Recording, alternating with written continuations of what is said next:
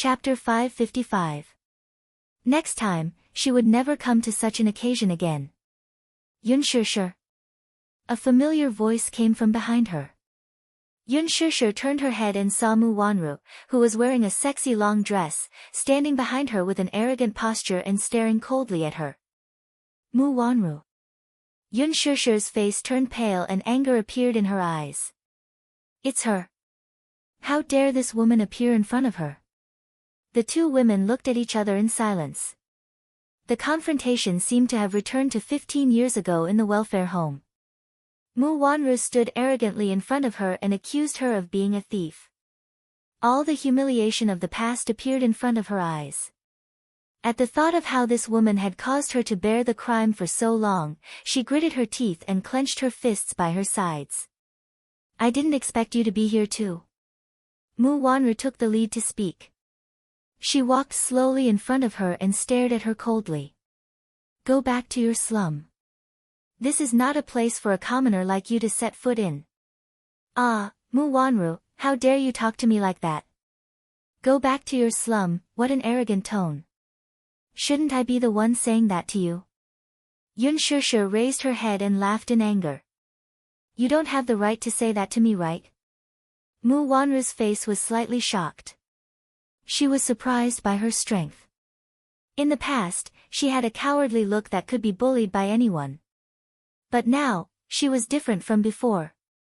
The mockery and ridicule on Yun Shishir's face seemed to tear apart the aristocratic skin that she had covered up so well. In front of her, Mu Wanru could not pretend to be elegant and an embarrassed expression appeared on her face. You're a thief. 15 years ago, you stole my jade pendant and stole the sky to be recognized by the Mu family. Now you're arrogantly coming to show off in front of me. Mu Wanru, you're more shameless than I thought. Yun Shishir said with a sneer on her face. She took a step forward and stretched out her hand. Give it back to me. Return what to you? Mu Wanru retorted with a smirk upon hearing this. Give me back the keepsake that my mother left for me, my innocence, my identity. Yun Shishir's gaze was firm and her expression was resolute. Give it back to you. Mu Wanru snorted disdainfully, as if she thought her words were a joke. You keep saying that I'm a thief. May I ask, who would believe you? Yun Shishir was taken aback and her expression instantly froze. Tell me, who would believe you? Mu Yaja? Or someone else in the Mu family? Do you think they would believe a woman who came out of nowhere with an unknown background? Mu Wanru seemed to be mocking her for overestimating herself. Step by step, she approached her and stood in front of her. She said condescendingly, Yun Shishir, you're stupid, so don't blame me for being ruthless. Why don't you think about it? 15 years ago, why did all the children believe me and not you? Why did they all believe you? Do you need me to say it out loud? Yun Shishir said expressionlessly. Mu Wanru's face froze. She did not understand what she meant. What do you mean by that? Mu Wanru, I just found out that you're really cheap to the bone.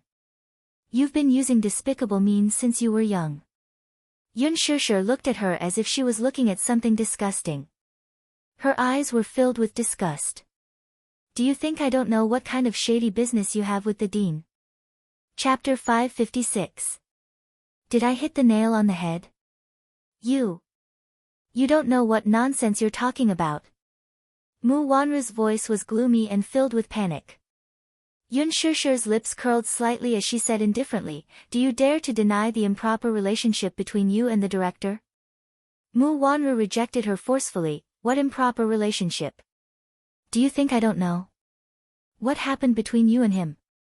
I don't need to say it out loud. I find it disgusting.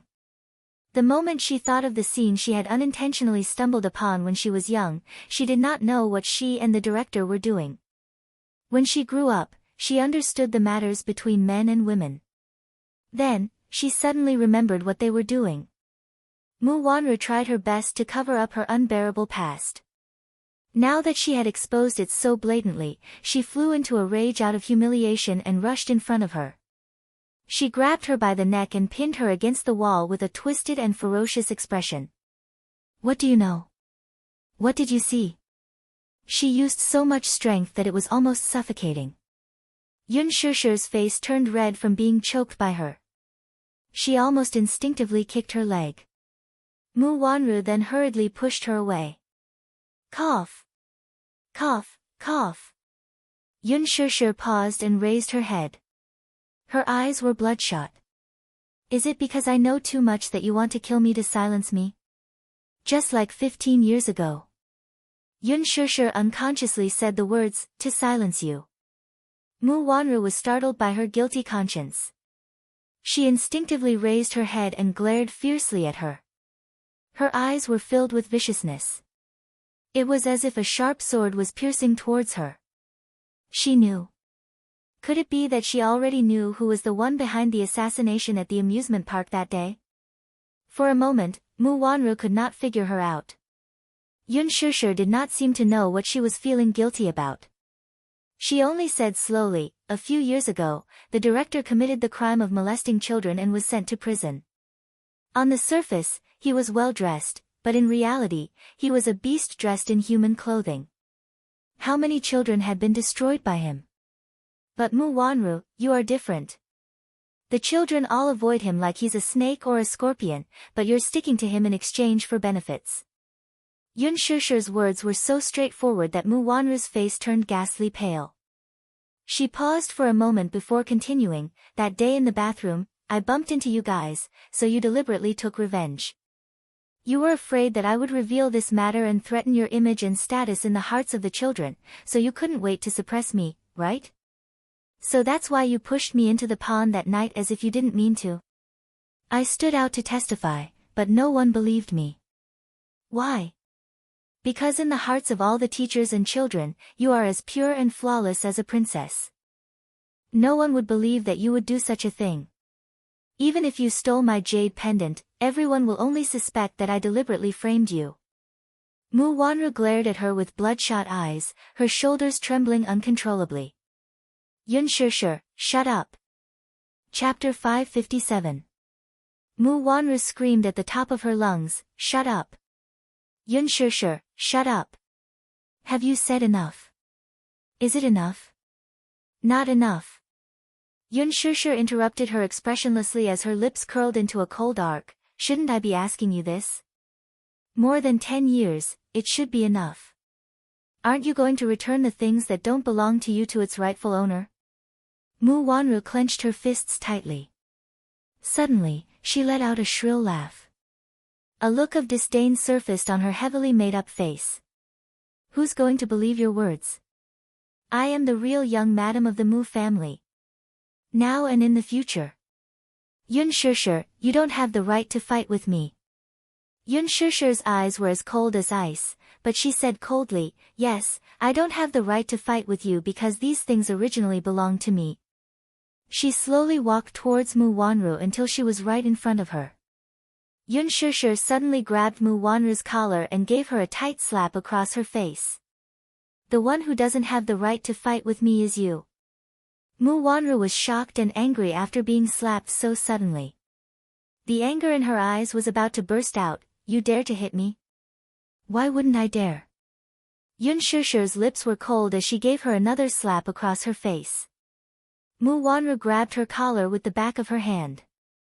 But for some reason, Yun Shusher looked weak, but no matter how Mu Wanru pushed her, she didn't move at all.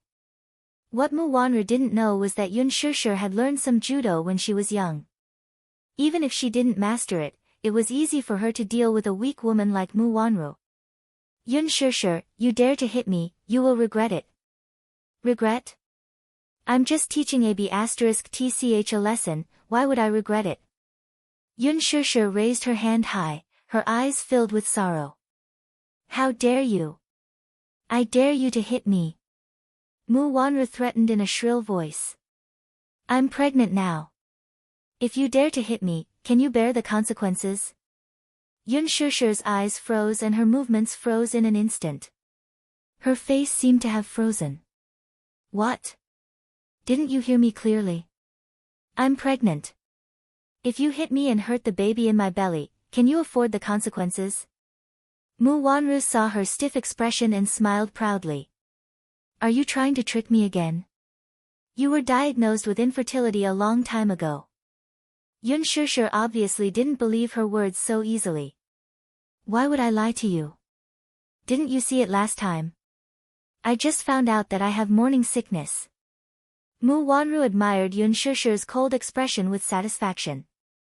Even though she said that she didn't believe her, her eyes clearly showed that she didn't believe her. You don't believe me, right? Weren't you diagnosed with infertility? Yun Shishir stared straight at her, trying to find a trace of suspicion on her face. Don't doctors make mistakes in their diagnoses? Mu Wanru deliberately provoked her and pretended to be happy. I didn't dare to believe it at first, but it's the truth. Yun Shishir, I'm pregnant with Mu Yaja's flesh and blood. The expression on Yun Shishir's face cracked bit by bit. The despair in her heart was like a tidal wave, swallowing up the last bit of faith she had left. Chapter 558. Yun Shishir stared straight at her. Her face was so pale that it was drained of blood.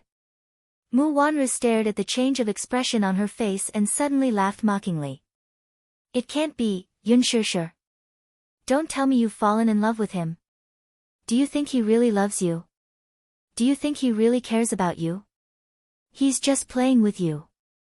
Mu Wanru appreciated the expression on her face gradually turning cold as if her heart was dead. She felt even more proud. Men always say sweet words to women. The words they say are sweeter than honey, but when they're heartless, it's like stabbing a knife into your heart. Will you actually believe a man's sweet words? He already has a fiancée, and that's me. Will you believe a man like him? The cold and mocking words were undoubtedly a cold thorn that pierced into her heart and made her bleed. Yun Shishir looked like she was struggling. She forced herself to ignore Mu Wanru's words and only thought that she was trying to drive a wedge between them. But, if he really has any feelings for you, then why didn't he break off the engagement with me? Mu Wanru smiled cruelly. Why did he sleep with me while having an ambiguous relationship with you and make me pregnant with his child? I'm the legal wife, and you're just a mistress who can't be seen in public. He slept with her. But didn't he say that she was the only woman he had ever had? Was it all fake? Was he lying to her? Yun Shishir's eyes were struggling and her face was flustered. She was skeptical of Mu Wanru's words. Obviously, she didn't fully believe it. Previously, he had an ambiguous relationship with you because he thought that I couldn't bear a child for him and felt that you were different from other women. He was just playing with you. Now that I'm pregnant, do you think you can still shake my position? You still want to be promoted? It's undoubtedly a pipe dream. Everything you have now is clearly mine. You're clearly the one who took away my things. Yun Shishir felt a lump in her throat. Her eyes were bloodshot as she stared at her blankly. Does it matter if it's yours or mine? The most important thing is that no one will believe you. Just like 15 years ago. No one would believe her. Yun Shishir bit her lower lip hard as the nightmare from 15 years ago flashed before her eyes like a merry-go-round. No one will believe me. Yes. No one will believe your one-sided words. As if hypnotized, Mu Wanru stared straight at her, cruelly enunciating every word. Everyone will only think that you're a thief, a mistress, a third party who interfered in someone else's marriage. Yun Shishir's hands fell weakly to the ground. With a pale smile, she was pushed away by Mu Wanru.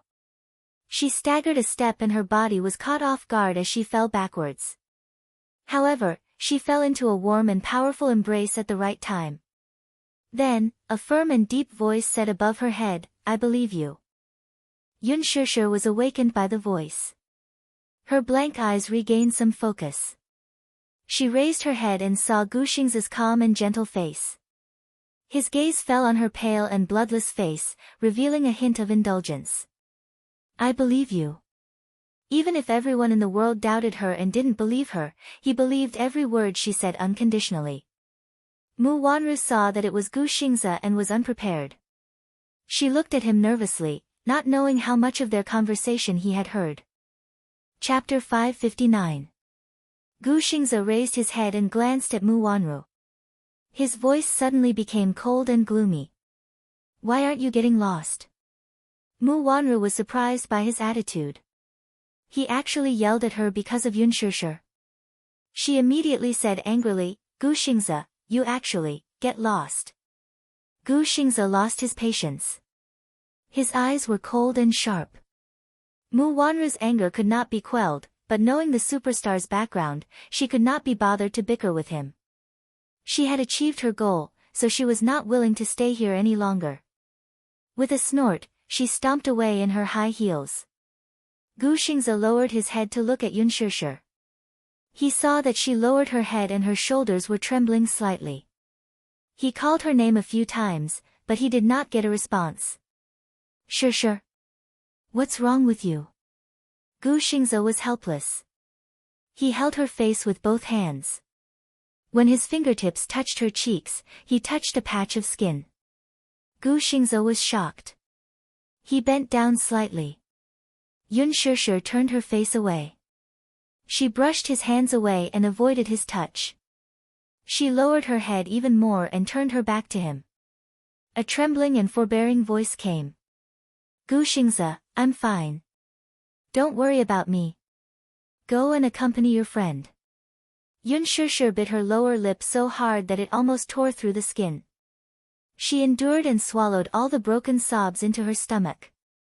She did not want anyone to see her in such a sorry and vulnerable state. It was so embarrassing. What was the use of crying? She was in a position to fight back. But when she heard Mu Wanru say that she was pregnant with Mu Yaja's child, she suddenly lost all her strength and the strength to fight back. She could not find any position to fight back. It was so unnecessary. She did not even have the courage to question the truth of Mu Wanru's words. She was afraid of hearing a devastating answer. Once a person was faced with something they didn't dare to face, they would always be cowardly. She didn't dare to think about it. She was afraid that she would be crushed by the cruel reality. It was only at this moment that she saw her own heart clearly. It turned out that she really seemed to have invested so much in that man, which was unexpected. Therefore, when Mu Wanru proudly announced to her that she was pregnant, she was immediately defeated. She didn't believe it at first, but after thinking about it carefully, Mu Wanru might really be pregnant. That day, she clearly saw that Mu Wanru did have morning sickness. It was a very real reaction, and it didn't seem to be an act at all. She had been pregnant before and knew that there were some things that couldn't be expressed through acting. That was a sign of early pregnancy. She should have thought of it earlier. Since she was really pregnant, if it wasn't Mu Yaja's child, whose child could it be?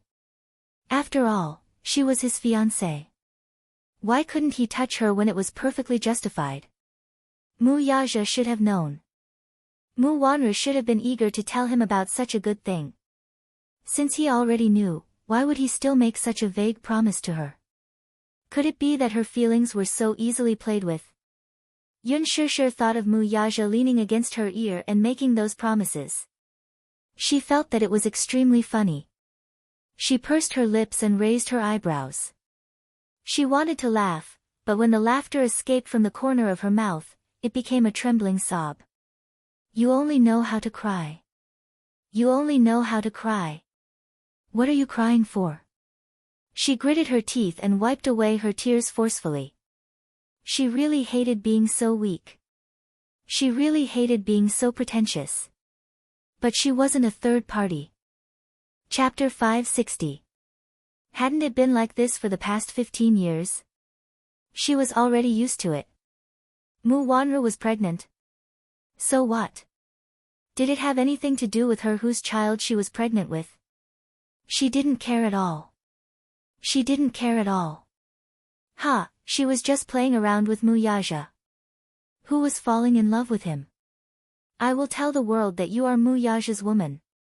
Sweet nothings were just lies. Did she really believe it? It was all a lie, all a lie, it was all a lie, it was all a lie. Why did she believe it? Why did she really believe it? Did she believe that he would promise her a world? That he would tell the world that she was his woman? Promises were not credible at all. They were so fragile that they couldn't withstand a single blow. She knew from the beginning that a man like Mu Yaja was dangerous to her. He was a taboo. She shouldn't have any feelings for him. But she still let herself fall in love with him without hesitation. Did Mu Yaja know who Mu Wanru was? She probably knew about it. Gu Xingze stood behind her. His eyes fell on her trembling shoulders. Even if he couldn't see her expression now, he guessed that she was probably sad. He didn't hear much of their conversation just now. But he vaguely heard the sentence, "Everyone will only think that you are a thief, a mistress, a third party in someone else's marriage." He suddenly felt that this woman seemed to be hopelessly in love with Mu Yaja. She must care a lot about him, right? How much did she care about him? He didn't know, but it must be to the point that she was crazy with jealousy. When did it happen? He also cared a lot about this woman. Qin Zhou had told him about Yun Shishir's background. 6 years ago, she was the surrogate mother that the Mu family had chosen out of thousands of people. That meant that she was the real biological mother of the young master of the Mu family. As for the reason why she did that, the reason she became a surrogate mother was probably because her adoptive father's family was in trouble. She was forced to sign the contract by her adoptive mother. Out of gratitude, she didn't reject it strongly. That was what Qin Zhou said. It was said that artificial insemination had failed at the beginning, so they had to use the most primitive method. For a girl to put down her dignity to repay her adoptive father's kindness, she spread her body under a strange man and was forced to do whatever he wanted. This girl was really stupid. He was hopelessly stupid. But what caught him off guard was that she was deeply in love with Mu Yaja. Gu Xingze furrowed his brows. He suddenly reached out his hand and forcefully pulled her shoulder, forcing himself not to look at her disheveled expression. He pressed his hand against the back of her head and pressed her head against his shoulder. He raised his head and didn't look at how she was enduring the pain. He only said indifferently, "Be good, I won't look at you." Yun Shishir's body stiffened, leaving only the sound of her breathing. "If you want to cry, just cry." Gu Xingze's voice was as gentle as a feather. His thin lips blew on her forehead, soft and warm. "Crying doesn't mean that you're weak. You don't have to restrain yourself too much, okay?" Yun Shishir struggled at first, but Gu Xingze was so strong that she almost couldn't resist. She buried her face in his shoulder and made an almost inaudible sobbing sound. His scalding tears almost soaked his clothes. Chapter 561. Gu Xingze's heart ached because of this. He felt that this woman was hopelessly stupid. She actually put herself in such a lowly position because of a man. At the same time, he also felt that he was hopeless. Even though she had never looked at him, he still cared so much about her happiness, anger, and sorrow. He really lost to her. He was hopeless. Gu Xingze raised his face. His left ear was filled with the piercing metal music in the bar, while his right ear was filled with her low and careful sobbing. An inexplicable sense of powerlessness filled his entire body. He suddenly felt a little indignant. Thus, he held her face with both hands and stared at her face. "Can't I do it?" His low voice was extremely magnetic. His deep gaze was fixed on her face, and his brows were slightly furrowed. "Must it be him? Can't I?" he asked. Yun Shishir was startled by his sudden question. She did not know what was going on. "If Mu Yaja can do it, I can do it too. I can also give you everything that he can give you. I can also give you what he can't give you or promise you." Gu Xingze said almost in one breath, then observed the changes in her expression. "So, can't I do it?" Yun Shishir's gaze was a little dazed. Her eyes were wide open, and there were tears on her eyelashes. She couldn't understand the meaning of his words. The expression on her face froze because of the shock. Gu Xingze's handsome face leaned slightly closer to her face. His thin lips were printed on the corner of her eyes, gently kissing away her tears. Because of this unguarded kiss, Yun Shishir's expression became even more stiff. Gu Xingze didn't stop there. His delicate and soft kiss suddenly landed on her eyelashes, sucking away her tears. Then, it landed on the tip of her nose, lightly touching it, like a dragonfly skimming the water. But just as his kiss was about to land on her lips, Yun Shusher suddenly came back to her senses and pushed him away in a panic. Don't be like this. Yun Shusher's breathing quickened. She turned her body slightly to the side, unable to bear his sudden action. I just treat you as my senior. I don't have any other thoughts. Gu Xingze was stunned for a moment, then smiled without saying anything. After a while, he said calmly, I know. He knew. Even so, he still wanted to fight for it. Gu Xingze's expression suddenly turned a little desolate. She looked at him, feeling uneasy and guilty at the same time. She could feel his feelings, but she couldn't face it calmly. Towards him, there was only admiration and respect, nothing else. Since he didn't have any, he couldn't get close to him and give him any hope, only to disappoint him again. She couldn't afford it. He saw that she was a little flustered, as if she was caught off guard by his sudden kiss. He reached out and gently stroked her hair. I'm sorry, I went too far. It's okay, she said uneasily. But in her heart, she was shocked by Gu Xingze's uncontrollable confession. Yun Shusher turned around, struggling for a moment. Then, she looked at Gu Xingze's face and forced a smile. Let's go back. With that, she walked towards the booth by herself. Gu Xingze helplessly pulled the corners of his mouth and followed behind her. The two of them walked one after the other, but each had their own thoughts. If she turned around at this moment, she would definitely see the disappointment and pain on his face. Chapter 562. Along the way, Yun Shusher lowered her head and walked forward, bumping into people from time to time. One of the men had just walked down from the dance floor. Yun Shusher lowered her head and walked hurriedly, but she suddenly bumped into his arms. The man held her shoulders.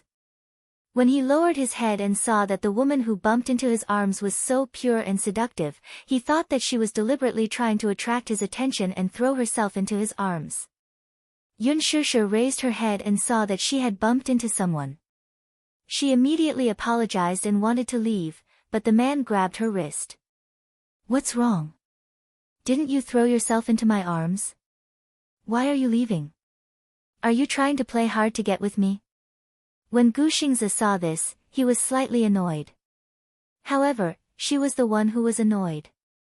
She only cared about lowering her head and rushing forward, leaving him far behind. It was as if she was avoiding him like he was a snake or a scorpion. Was she avoiding him?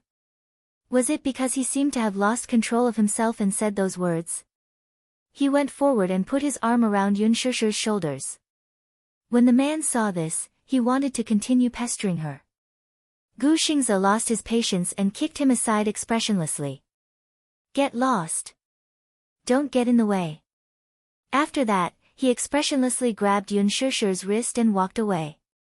Yun Shusher was led away by him, but he used so much strength that it almost hurt her. Yun Shusher cried out softly in pain. She raised her head and opened her mouth, but she saw that his jaw was clenched, his thin lips were pursed, and his brows were furrowed. His eyes were filled with cold anger, and his expression was very unpleasant. She felt that he seemed to be angry. But, why was he angry? She clearly didn't do anything. Gu Xingze, you're angry with me, you don't have to deliberately avoid me. Gu Xingze suddenly stopped in his tracks and looked down at her, interrupting her words. If you like me, you like me.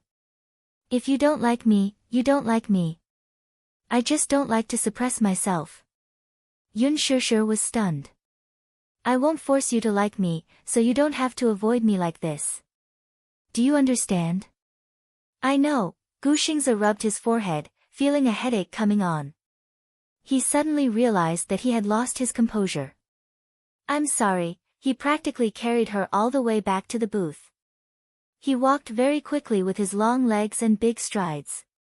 He walked in front of Yun Shusher, who was following behind him, couldn't keep up with his footsteps and stumbled.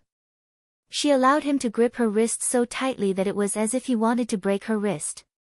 Back in the booth, the two of them sat down. Yun Shishir deliberately kept a distance from Gu Xingze and sat far away from him. Gu Xingze sensed that she was trying to avoid him, but he did not point it out. He thought that his actions just now must have frightened her. She probably didn't have any thoughts about him. From the beginning to the end, she had maintained a distance from him. Many newcomers who had just debuted couldn't wait to get close to him when they saw him. Many female celebrities even wanted to use his resources to climb up the ranks. However, this woman kept a distance from him when he tried to get close to her. Even if she wanted to make use of him, it would have been fine. However, she rejected him so cleanly, which made him feel a little dejected. Women were really hard to understand. The people in the booth were originally fooling around, but when they saw this man return to his seat with a cold expression, the atmosphere became slightly tense. Chapter 563. Even Yi Minglan couldn't help but be a little startled. She observed his tense expression and wondered who it was that had angered this man who had always controlled himself to the point that he couldn't restrain his anger at all. Yi Minglan saw that his expression was solemn and saw that Yun Shishir was sitting so far away from him. She thought to herself, could it be that the two of them had an argument? That was probably it. When they returned to the booth, the two of them didn't speak a word. Li Qingze was originally having fun, but because of him, it was as if a basin of ice water had been poured over his head. He had completely lost his interest and even felt like he was sitting on pins and needles. Now, Gu Xingze was just sitting there, but he could already feel this terrifying aura spreading to every inch of the booth. His aura was already overwhelming. Yi Minglan saw that everyone present was secretly sizing him up without saying a word. She couldn't help but want to ease the atmosphere, so she leaned over and poured him a glass of wine. She smiled and said, "Xingze, what's wrong with you?"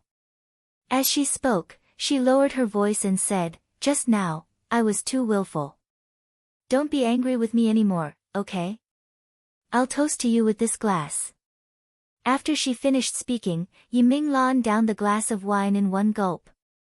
Gu Xingze didn't even look at her and downed the glass of wine she offered. The wine glass landed heavily on the table. He used so much force that the bottom of the glass almost cracked. Yun Shishir sensed that he had made a huge commotion and knew that he was angry. She felt wronged and guilty, but she didn't know how to explain it. She just didn't want to consume his feelings. Was that wrong too? Li Qingze sat beside her and Yun Shishir immediately sat further away. Li Qingze smiled and sat closer to her. Yun Shishir glared at him angrily. "What exactly do you want?" I'm sorry. Just now, it was my fault. What I said just now was in a fit of anger. Please don't take it to heart. I have a bad temper, and when my temper flares up, my words are unpleasant. If you're still angry, you can scold me. Li Qingze begged for mercy pitifully. He poured himself a cup of wine and said with a smile, "I'll finish this cup of wine first as an apology." Thus, he picked up the goblet and drained it in one gulp. He even showed her the bottom of the goblet, indicating that not a single drop was left. Yun Shishir turned her face away and ignored him. Li Qingze immediately brought over a cup of mixed wine and smiled at her. "Don't be angry. I ordered a drink for you. There's a little bit of red wine in it.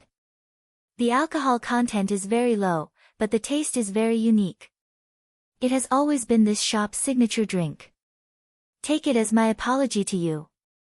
Seeing that Yun Shishir was still ignoring him, Li Qingze said pitifully, "Please don't be angry.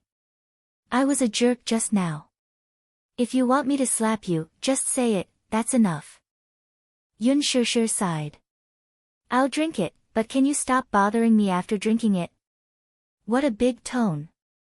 "As long as you forgive me, I'll definitely stop bothering you." "I forgive you." As long as he stopped bothering her, anything was fine. Thus, she carefully picked up the wine glass. The lemon-yellow liquid in the glass swirled gently, making her suddenly recall the nightmare of being drunk. That awful taste made her feel nauseous. Chapter 564. She couldn't help but take another sip. She licked her lips and suddenly understood why so many people loved to mix drinks. It was indeed quite delicious. However, even though the alcohol content was low, her cheeks flushed red after taking a sip. Li Qingze stared at her, and he was about to go into a daze. However, he didn't know that his actions were all seen by a pair of deep eyes. Gu Xingze glanced at them from the corner of his eyes. His eyes were dark as he lazily lifted the wine glass with one hand and pressed the edge of the glass against his lips. There was a hint of contemplation and judgment in his eyes. Unknowingly, it was already 1:00 in the morning. Perhaps it was because of the alcohol, these untactful young masters also began to try to talk to Gu Xingze. Loud music, enchanting smoke, a few rounds of greeting and sending each other off. Their ugly faces were full of hypocritical smiles. Who didn't want to have a relationship with the Gu family? In the past, they didn't have the opportunity. Now that such a person was sitting in front of them, how could they not be tempted? At first, they didn't dare to act rashly. However, after half a round of drinking, they became bolder. Gu Xingze leaned on the sofa expressionlessly. He coldly admired their dissolute behavior and found it really annoying. He lowered his eyes slightly and hid the playful but cold sharpness in his eyes. The corners of his lips curled up in a mocking smile. It wasn't that he was acting like a big shot. These rich kids really didn't know how to weigh their own status. They were young but ignorant and incompetent. They were addicted to the 5 poisons and relied on their parents' family business to squander money. They lived a life of drunkenness and indulged in a life of luxury. If such people were to step into this cruel circle, they would either become small shrimps that were swallowed by a big fish or become a chess piece that was controlled by others. One wrong move and the whole game would be lost. No matter how big the family business was, it would collapse in an instant. There was no need to be too close to these people. Raising his wrist, he downed the glass of Hennessy in one gulp. Then, he stood up and walked to the side. He lowered his head and looked down at the little thing who was already curled up in a corner. He reached out to grab her arm and lifted her up. Then, he patted her head hard with his large palm and said in a low voice, "Let's go." Only then did Yun Shishir open her sleepy eyes. She carefully tasted a mouthful of wine and then curled up in a corner. Seeing that it was him, she suddenly revealed an innocent smile.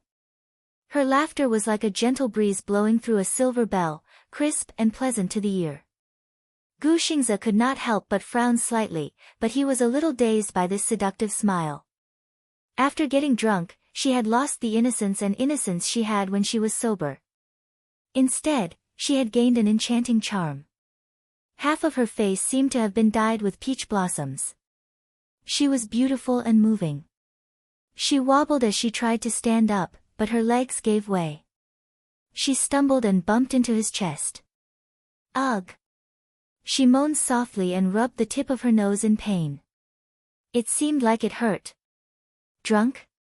He suddenly glanced coldly at Li Qingze from the corner of his eyes. The latter's heart skipped a beat because of this cold glance. This man's gaze was too scary. "Young Master Gu, I didn't make her drink." She didn't drink much and only took a sip. The alcohol content of that cocktail was pitifully low. "It seems like she's allergic to alcohol," Li Qingze quickly explained. Gu Xingze ignored him. Chapter 565. As soon as he finished speaking, a few intoxicated men started shouting, "Young Master Gu, you're leaving just like that? We haven't put in enough effort." "That's right. Let's go sing later, okay? Everyone is looking forward to seeing young Master Gu sing." One of the men even reached out and held Gu Xingze's shoulder. His smile was a little lecherous.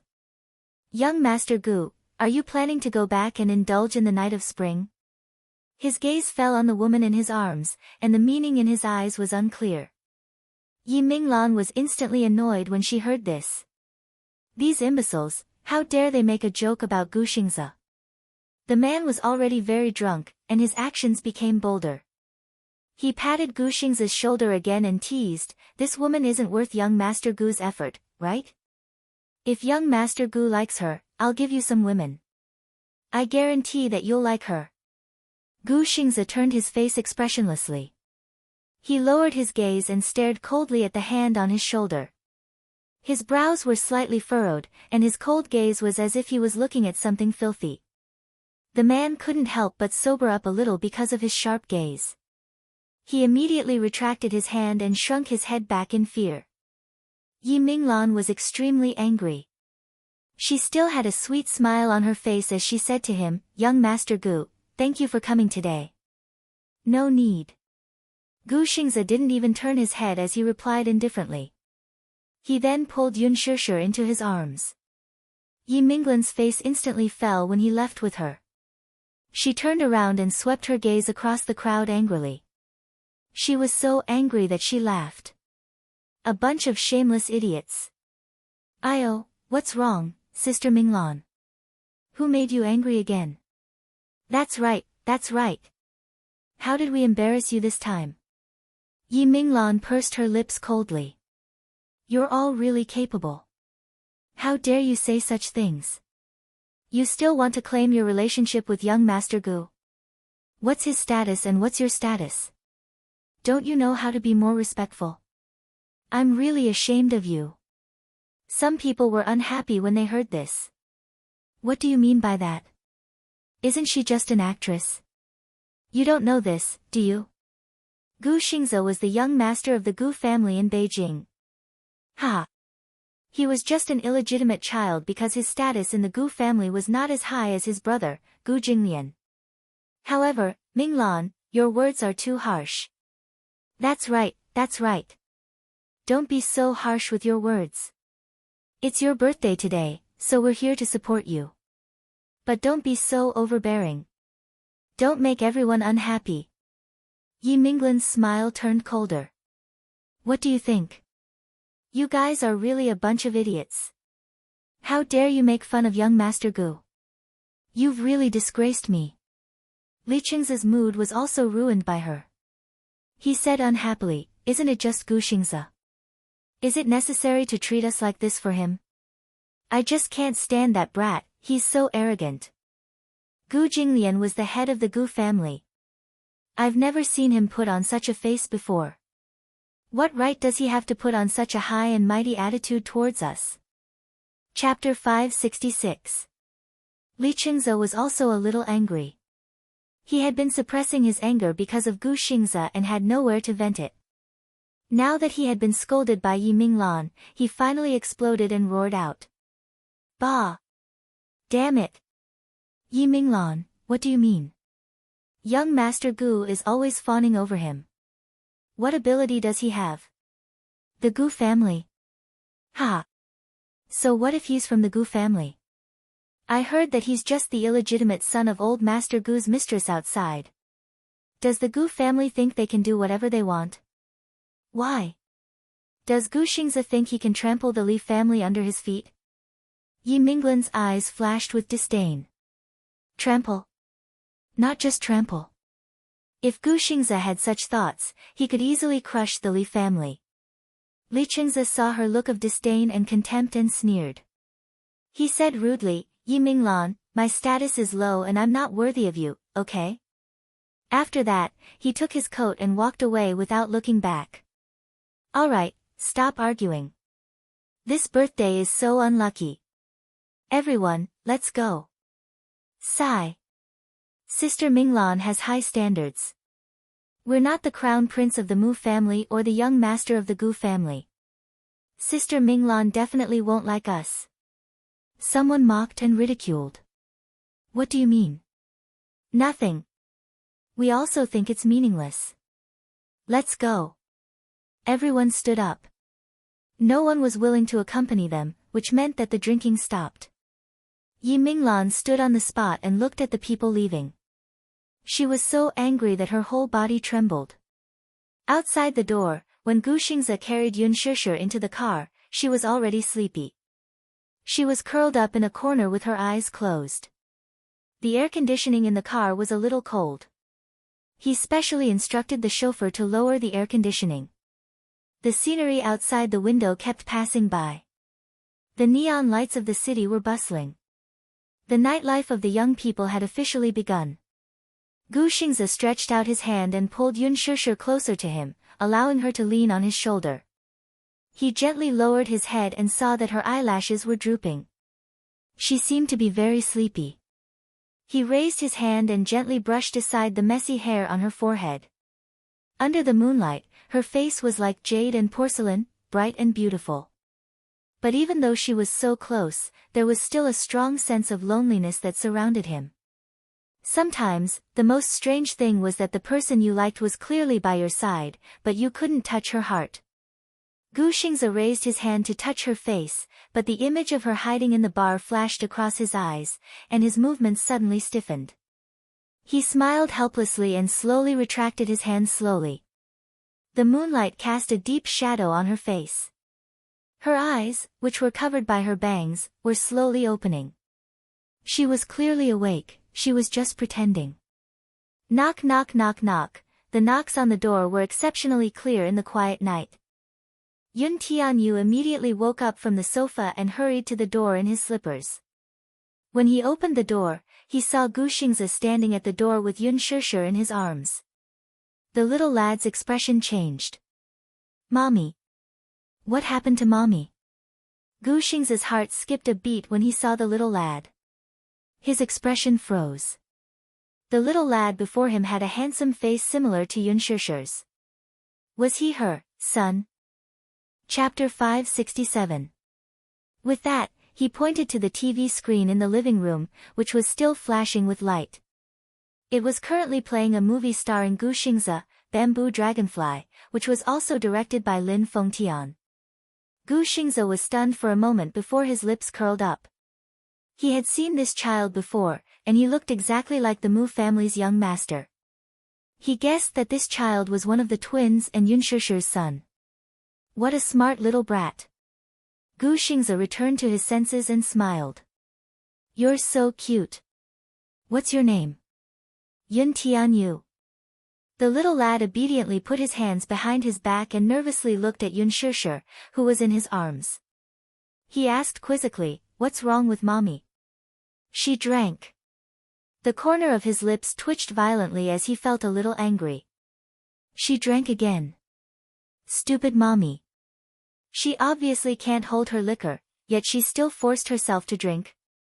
Gu Xingze carried Yun Shishir into the bedroom. When he walked out of the room, Yun Tianyu was standing behind him with an autograph book in his hand. With an obedient and elegant smile on his face, he looked just like a handsome little gentleman. Uncle Xingze, can you give me an autograph? He. I'm your little fan. Gu Xingze slowly squatted in front of him and lightly scratched his nose bridge. He teased him, so, you're my little fan. Can you sing my songs, then? Yes, but Yu is tone deaf. My singing is terrible. Yun Tianyu's bashful look amused him. Alright, little cutie. I'll give you an autograph. Gu Xingze smiled when he heard this. He took the pen from him and signed his name on the autograph book. Thank you, Uncle Xingze. Yun Tianyu's eyes darted around as he tilted his head and asked, Uncle Xingze, are you filming with my mommy now? Yes. That's right. I'm your mommy's colleague now. My mommy is so dumb. Uncle Xingze, you must take good care of her. If mommy gets bullied on set, you will be so sad. The little guy held his chest pitifully and looked worried. Gu Xingze was secretly surprised. This little fellow was really different from the rest.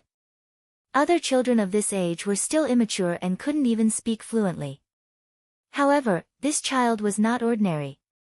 He had a clever look in his eyes, and the way he spoke was particularly pleasing to the ears.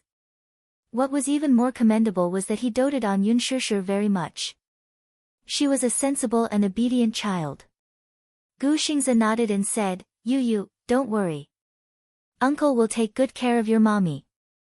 I won't let anyone bully her. Really? Really? It's a promise. Yun Tianyu stretched out his pinky. Gu Xingze immediately hooked his finger with the promise of a pinky promise. It's a deal. Why did mommy come back so late today? Yun Tianyu asked in a roundabout way. Gu Xingze looked apologetic. Yes. Everyone had a gathering, so I came back a little late. Yun Tianyu heaved a sigh of relief when he found out the reason for her late return. It turned out that she had a gathering. No wonder she came back so late. Her phone was switched off, and he could not get through to her. He was worried sick. Chapter 568. Yun Shishir raised her eyes to look at him. Her face was as white as a sheet. Yun Tianyu was slightly distracted. He nervously walked over and cupped Yun Shishir's face. His heart ached for her. Mommy, you don't look good. What's wrong? Did someone bully you? No. Mommy is lying. He fumed. Someone must have bullied Mommy. Mommy, tell Yu. Yu will bully them back for you. Yun Shishir forced a smile and opened her arms to him. Her voice was hoarse and broken. Yu, give Mommy a hug. Yu's heart skipped a beat as he felt a stab of pain. He looked at Yun Shishir's face. The frailty in his eyes could not be concealed. He immediately walked in front of her and allowed her to embrace him in her arms. Yun Shishir gently rested her small face on the little guy's shoulder.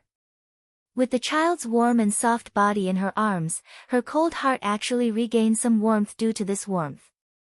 Yun Tianyu was nestled in her arms. Even though he could not see Yun Shishir's face from his angle, their hearts were connected. He could clearly feel her gloomy mood. He gently caressed her cheek with his small hand and said weakly, Mommy, you're unhappy, and Yu is unhappy, too. You're sad, and Yu is sad, too. Tell Yu, who bullied you? Yu, teach him a lesson for Mommy. No, no one bullied Mommy. Yu, you're so dark inside. Mommy just feels a little tired. Yun Shishir hugged him and took a whiff of his body wash scent. She calmed down a little. Yu smells so good. Mommy is so bad. You came back so late and made Yu wait for so long. Stupid Mommy, didn't you promise Yu that you won't drink? Yu raised his head and complained. I'm innocent. Mommy didn't drink alcohol tonight and only took a symbolic sip. I'm not drunk at all. As she spoke, she even blew a mouthful of air for him to check. Yu sniffed her lips. Indeed, there was no strong smell of alcohol. Only then did he believe her. Mommy, you're not allowed to drink in the future.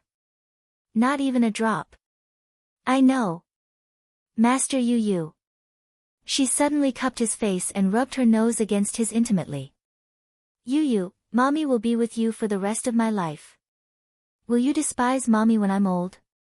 No, it won't. Mommy will not be old. Then, if Mommy is old, will Yu despise me? Even if he despises me, it'll only be a little. Yu used the tip of his pinky as an analogy. She looked at him with disdain from the corner of her eyes. Mommy, you should be satisfied. Even if you are stupid and old, Yu will never leave you. Even if it's just a little, Yu still loves Mommy the most. Yu's cute confession made Yun Shishir burst into laughter. Alright. Mommy, go brush your teeth and wash your face. Then, go to bed early. You still have to wake up early tomorrow to work. She obediently laid down her arms and surrendered. Alright. Master Yu. Mommy will work hard to earn money for Master Yu's marriage. Yu's lips twitched harshly. In his heart, however, he thought, who cares about Mommy's marriage money? The dowry he earns for her is much more than that. Chapter 569.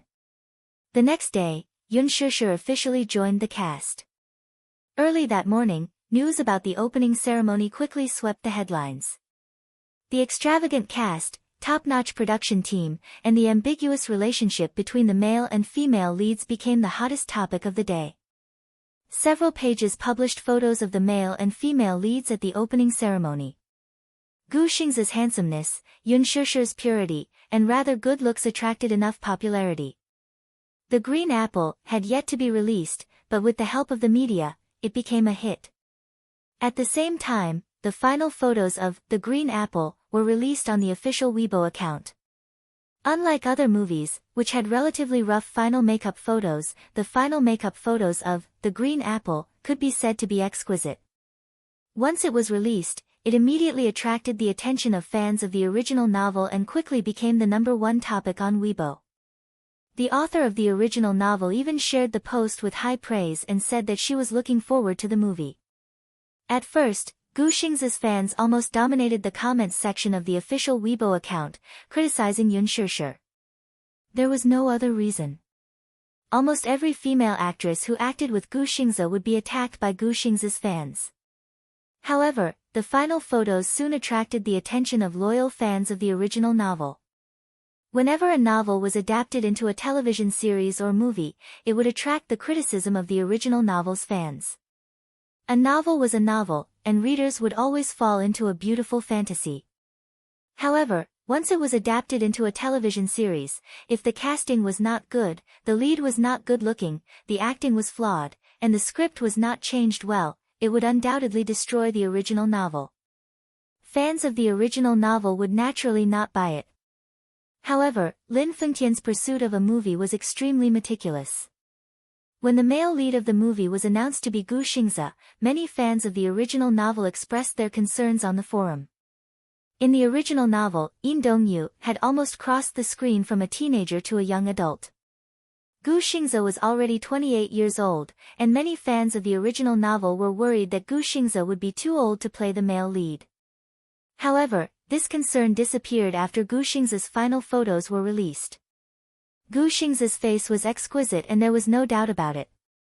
What was even more heaven-defying was that even though it had been 10 years since his debut, it was as if he had grown in reverse. His appearance was no different from when he first debuted at the age of 18.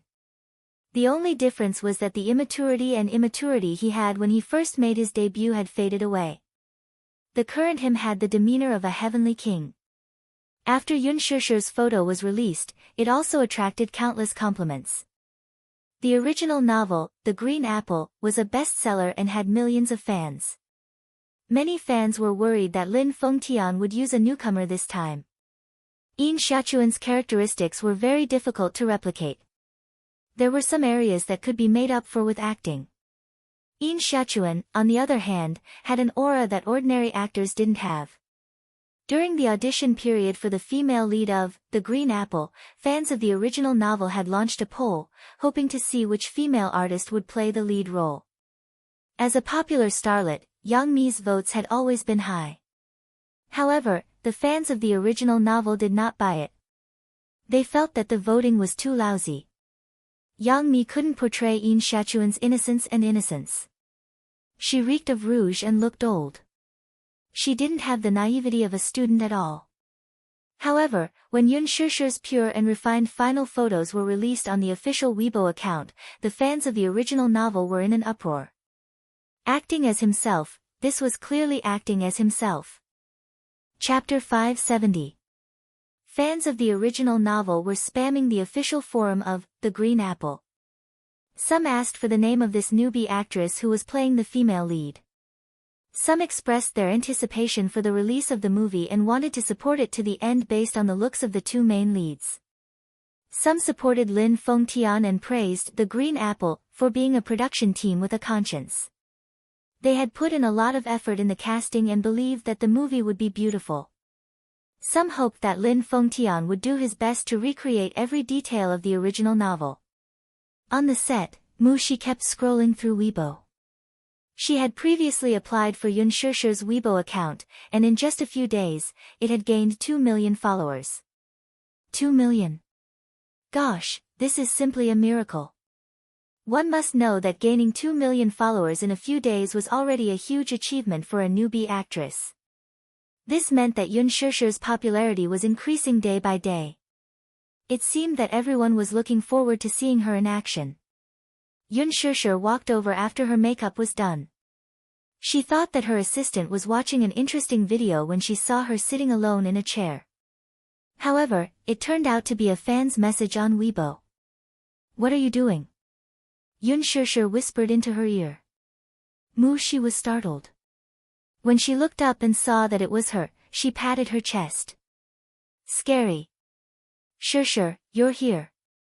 Wow. She stared at her intently. Suddenly, her eyes widened in disbelief. Gosh. Shishir, you look so beautiful with makeup. Yun Shishir was in her junior high school uniform. She wore a white short-sleeved shirt and a grayish-blue pleated skirt, revealing her fair, long legs. She had applied light nude makeup on her face. It was impossible for a student's makeup to be too thick. She looked like she had no makeup on, but it was actually very thick. The makeup artist put on some light eyeliner for her, outlining the contours of her eyes. Her eyelashes were long and beautiful, her lips were red, her teeth were white, and her cheeks were light pink. The entire makeup was as elegant as crystal, yet it was stunningly beautiful. Yun Shishir was amused by her. What do you mean? Don't I look good without makeup? Yes, yes, yes. But you look even better with makeup. Shishir, I've decided that you'll be the #1 national goddess in my heart from now on. She was full of praises for her looks. Yun Shishir was curious to gossip. Who was your #1 national goddess before? Lin Ji. She blinked. Ganoderma lucidum. The image of the Ganoderma lucidum surfaced in her mind. Are you following the entertainment industry or not? Lin Mu Shi's. Shishir Lin Lingji. Mu Shi's. Yun Shishir took out her phone. Her expression changed as she stared at the caller ID that kept jumping before she coldly swiped the screen to end the call. Who's calling? As she asked this, the phone rang again. To her Lingji do. To. She was stunned. Shishir, why aren't you picking up the call? I'm not picking it up. Yun Shishir's face suddenly turned cold. The phone continued to ring. After she hung up the call, she decided to blacklist the number. Shi's eyes widened. Usually, this would only happen after a quarrel between a couple, right? Chapter 571. At the Presidential Palace. Yaja was leaning on the sofa as he listened to the busy tone from his phone. He had made 3 consecutive calls, but they were all hung up.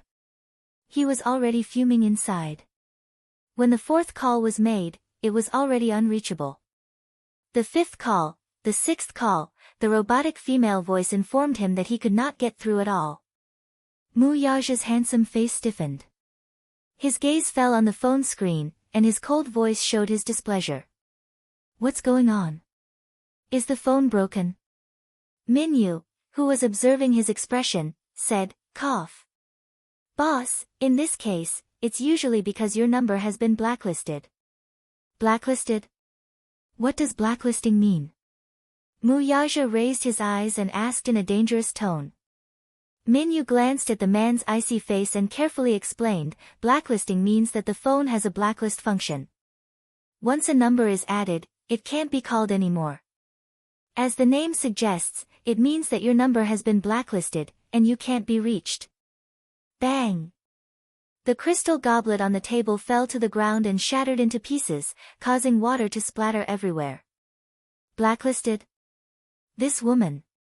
How dare she? My phone is broken. Give me your phone. Yaja threw the phone on the table with a loud bang. He asked for it from Minyu and quickly dialed a number. Beep. The call actually got through. Yaja's face turned even darker at this point. His face was overcast with gloom. Minyu stood at the side, trembling with fear. He did not even dare to breathe loudly as he was worried about the safety of his phone. After a long ring, the call actually got through. Yun Shishir's polite and gentle voice came through. Hello, stupid woman. Why didn't you pick up my call? Yaja bellowed angrily. He believed her this time. She had blacklisted his number. This woman, how dare she blacklist his number? Woman, what do you mean by this? Did you blacklist me? After a moment of silence, Yun Shishir's nonchalant and dismissive voice came through the phone. Yes, I've blacklisted you. Min Yu's heart skipped a beat. Oh God, Yun Shishir was so brave. How dare she provoke the CEO? Sure enough, Mu Yaja's face instantly turned black. He suddenly stood up and kicked the high table. The beautiful and exquisite antique vase on the table fell to the ground and shattered into pieces. Woman, give me a reasonable explanation. Mu Yaja said in a low voice. He gripped the phone so hard that it was as if he was going to crush the screen. Explain? Why should I explain it to you? I'm very busy. That's all. After Yun Shishir finished speaking, she didn't give him any chance to say anything and hung up the phone. Damn it. Mu Yaja angrily called back again, but the call could not be connected. It was obvious that his number had been blacklisted as well. Mu Yaja's face was dark and his eyes were filled with anger. His number had been blacklisted, so he had nowhere to vent his anger. This feeling was really unpleasant. Asterisk bang. Asterisk he slammed the phone on the ground. He was so scared that he shuddered. Then, he looked at the phone on the ground with heartache. His heart was bleeding. Chapter 572. Get lost. Mu Yaja waved his hand. He channeled all his anger into his fist and punched Min Yu's shoulder. The huge force almost dislocated Min Yu's shoulder. Min Yu immediately held his shoulder and retreated to the side. Even though his shoulder was in great pain, he still did not dare to move. He looked at the angry man in front of him in fear. In his opinion, Mu Yaja rarely got angry. He had always been good at controlling things. It seemed that everything was under his control without exception. However, Yun Shishir seemed to be an exception. This woman seemed to be the only person that Mu Yaja could not control. Mu Yaja clenched his fists. His body was filled with a terrifying aura. It was a kind of fierce aura that almost penetrated the bone marrow. It was dark and oppressive, making it hard for people to breathe. Min Yu looked at the sharp eyes and suddenly felt a little suffocated and frightened. There was no doubt that this was an extremely terrifying man. It made people feel fear from the bottom of their hearts. Find out where she is. Min Yu immediately lowered his head and retreated. He quickly ordered his subordinates to find out where Yun Shishir was. Soon, the news came. He immediately reported the exact information to Mu Yaja. Chairman Mu, Miss Yun is filming today. Filming? Yes, director Lin Fengtian's film. The male lead, Gu Xingze, has officially started filming. Min Yu said.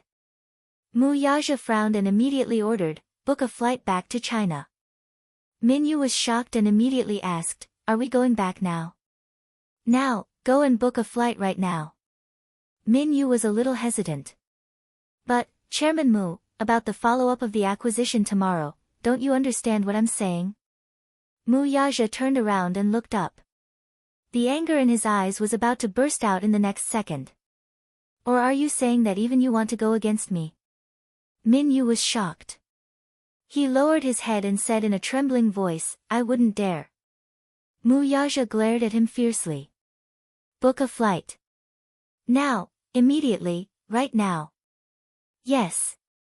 Beijing Affiliated High School. At the end of June, the middle school exams had ended. The film crew had to finish filming the middle school scenes as soon as possible before the summer break. When the crew was filming, they would film all the scenes in one scene in one go. After filming the scenes in one scene, they would continue filming the scenes in another scene. That was because setting up a set required a lot of money and energy, and it was impossible to follow the timeline of the script. Therefore, they had to follow the scenes. The actors kept changing their outfits according to the script and completed their scenes according to the script. The progress of the filming was unexpectedly slow. When it came to filming, Lin Fengtian was very picky and sought perfection. Therefore, whenever an actor's gaze was not on point, he would ask them to do it all over again. She remembered that there was once a school anniversary scene that took 2 whole days to film.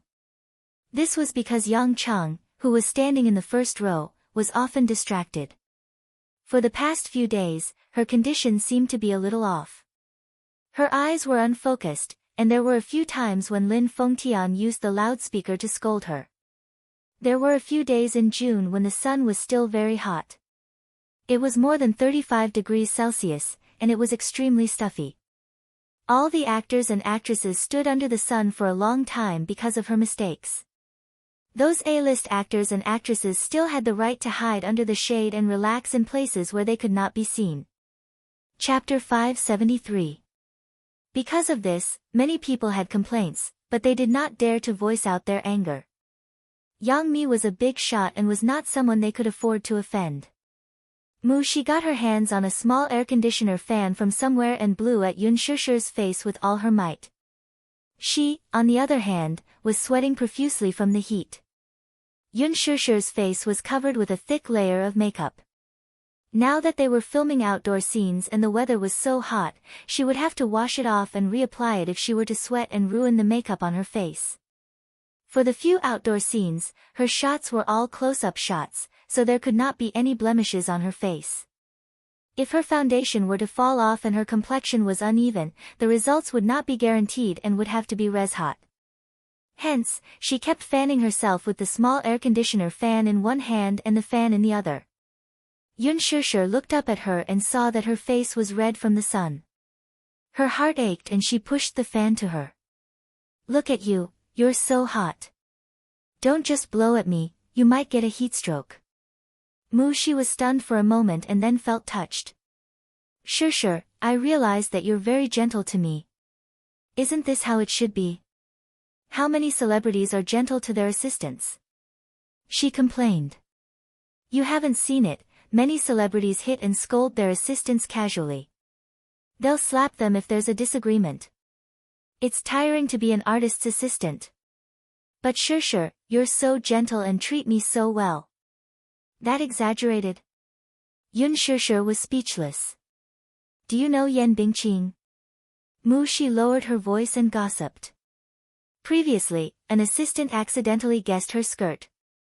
In a fit of anger, she splashed hot tea on the assistant's face. That was freshly brewed tea, so it was very hot. That poor assistant's face immediately started to blister. Yun Shishir was dumbfounded. "That ruthless? What do you think?" She grinned. "But I'm lucky to be with you. Everyone is envious of me." Yun Shishir suddenly laughed. "Why? What are you laughing at?" She glared at her, not knowing whether to laugh or cry.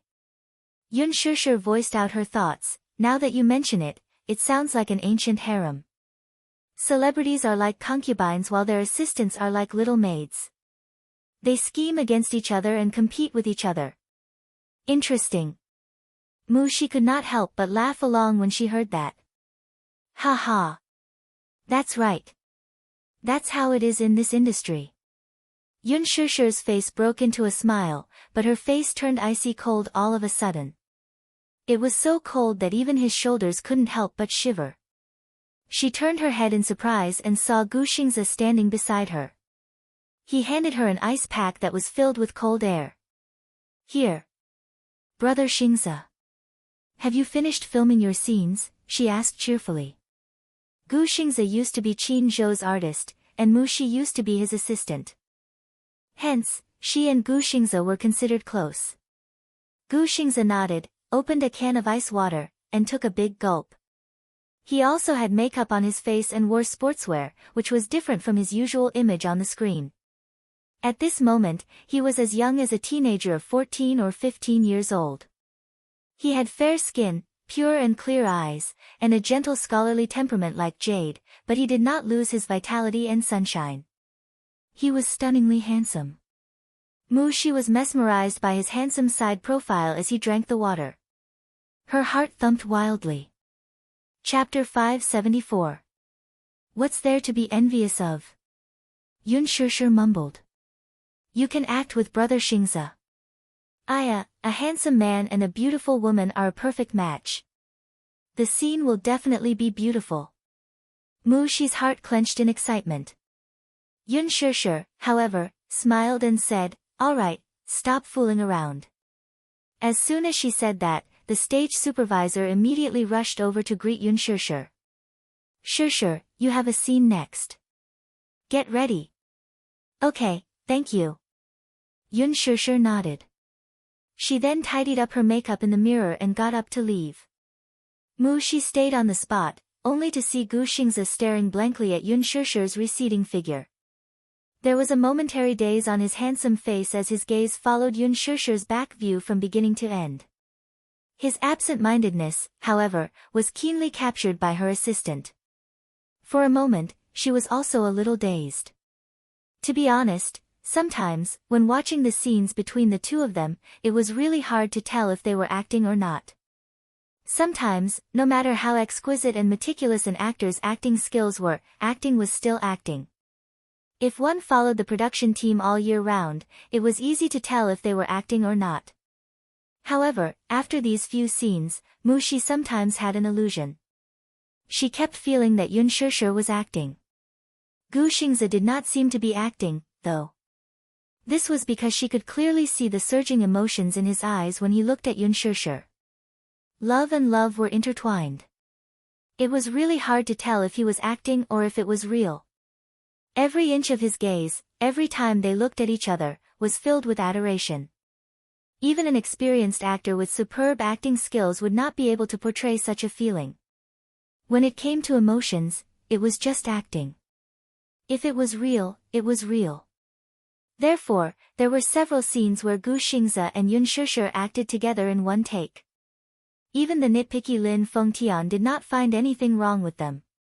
Yin Xiaochuan dared to love and hate, while Yin Dongyu dared not to express his deep love.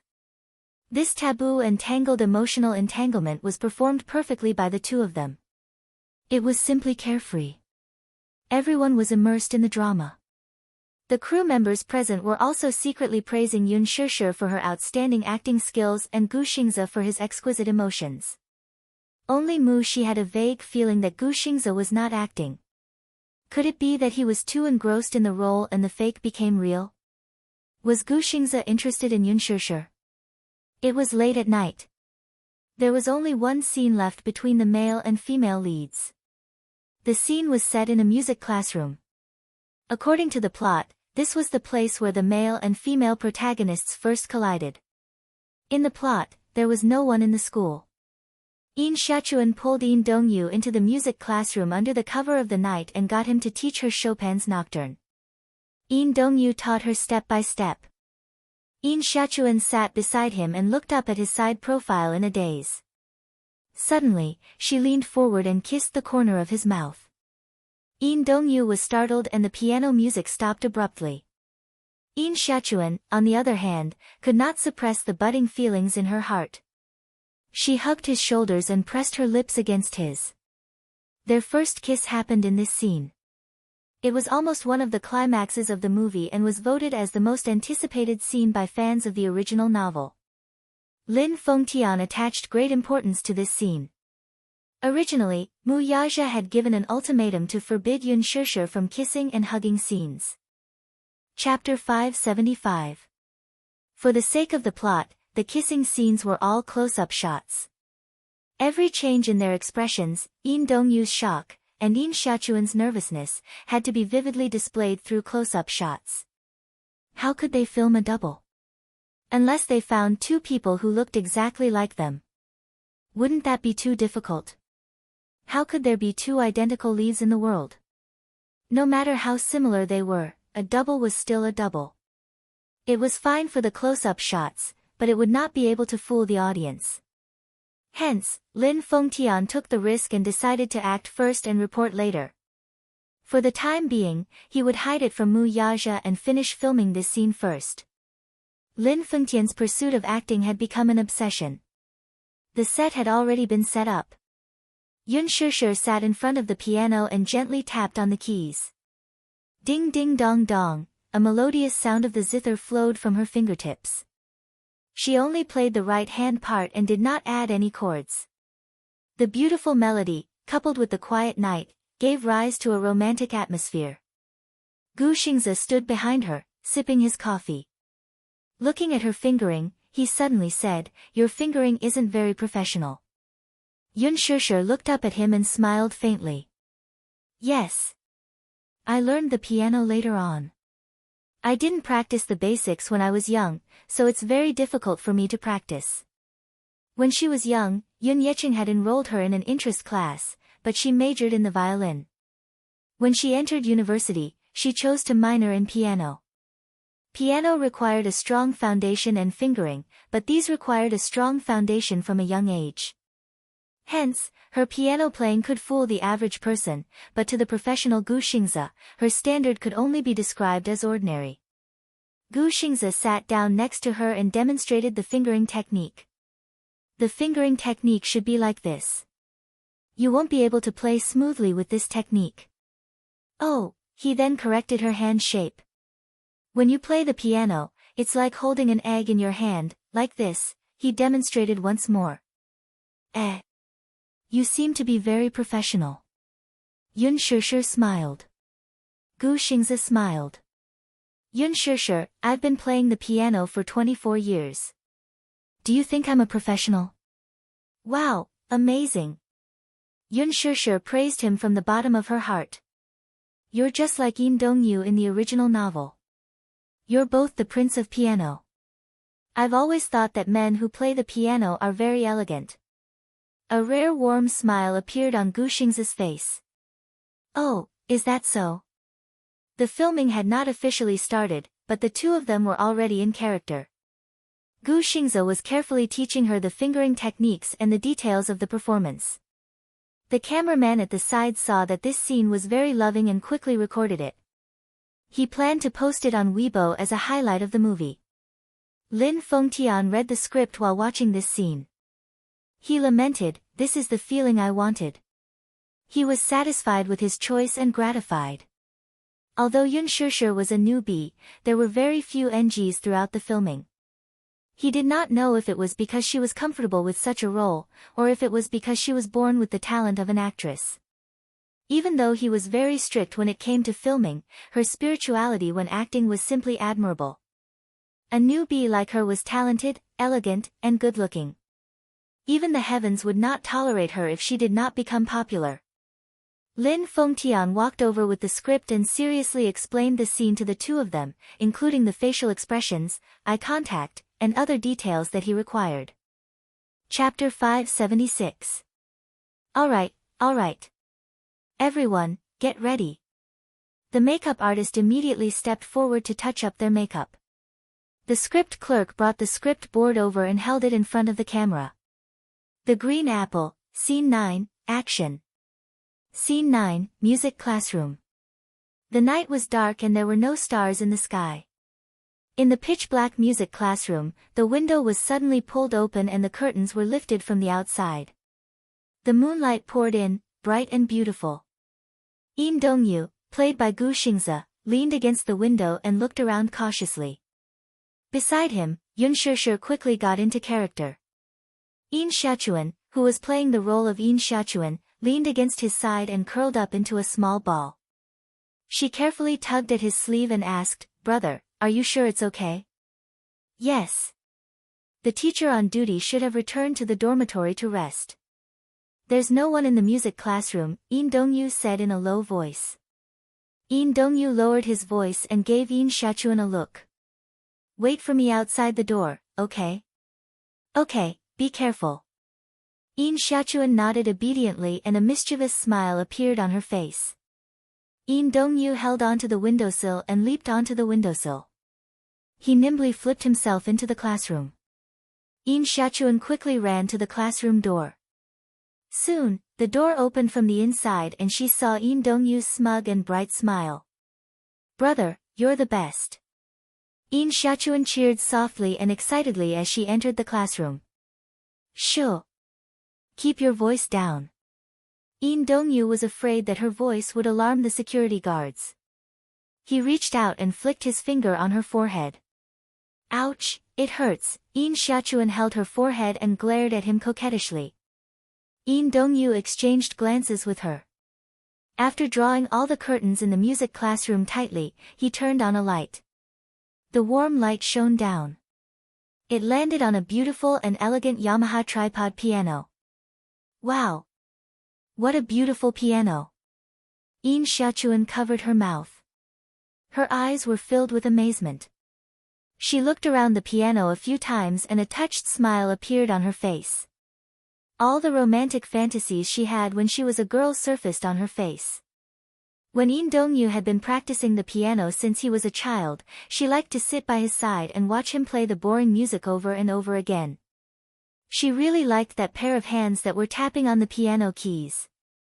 Her fingers were long and slender, and her fingertips were like porcelain. She looked extremely beautiful on the black and white piano keys. The sunlight outside the window shone in, reflecting on his handsome side profile. Against the light, it was quiet and beautiful. She wasn't born with a love for the piano.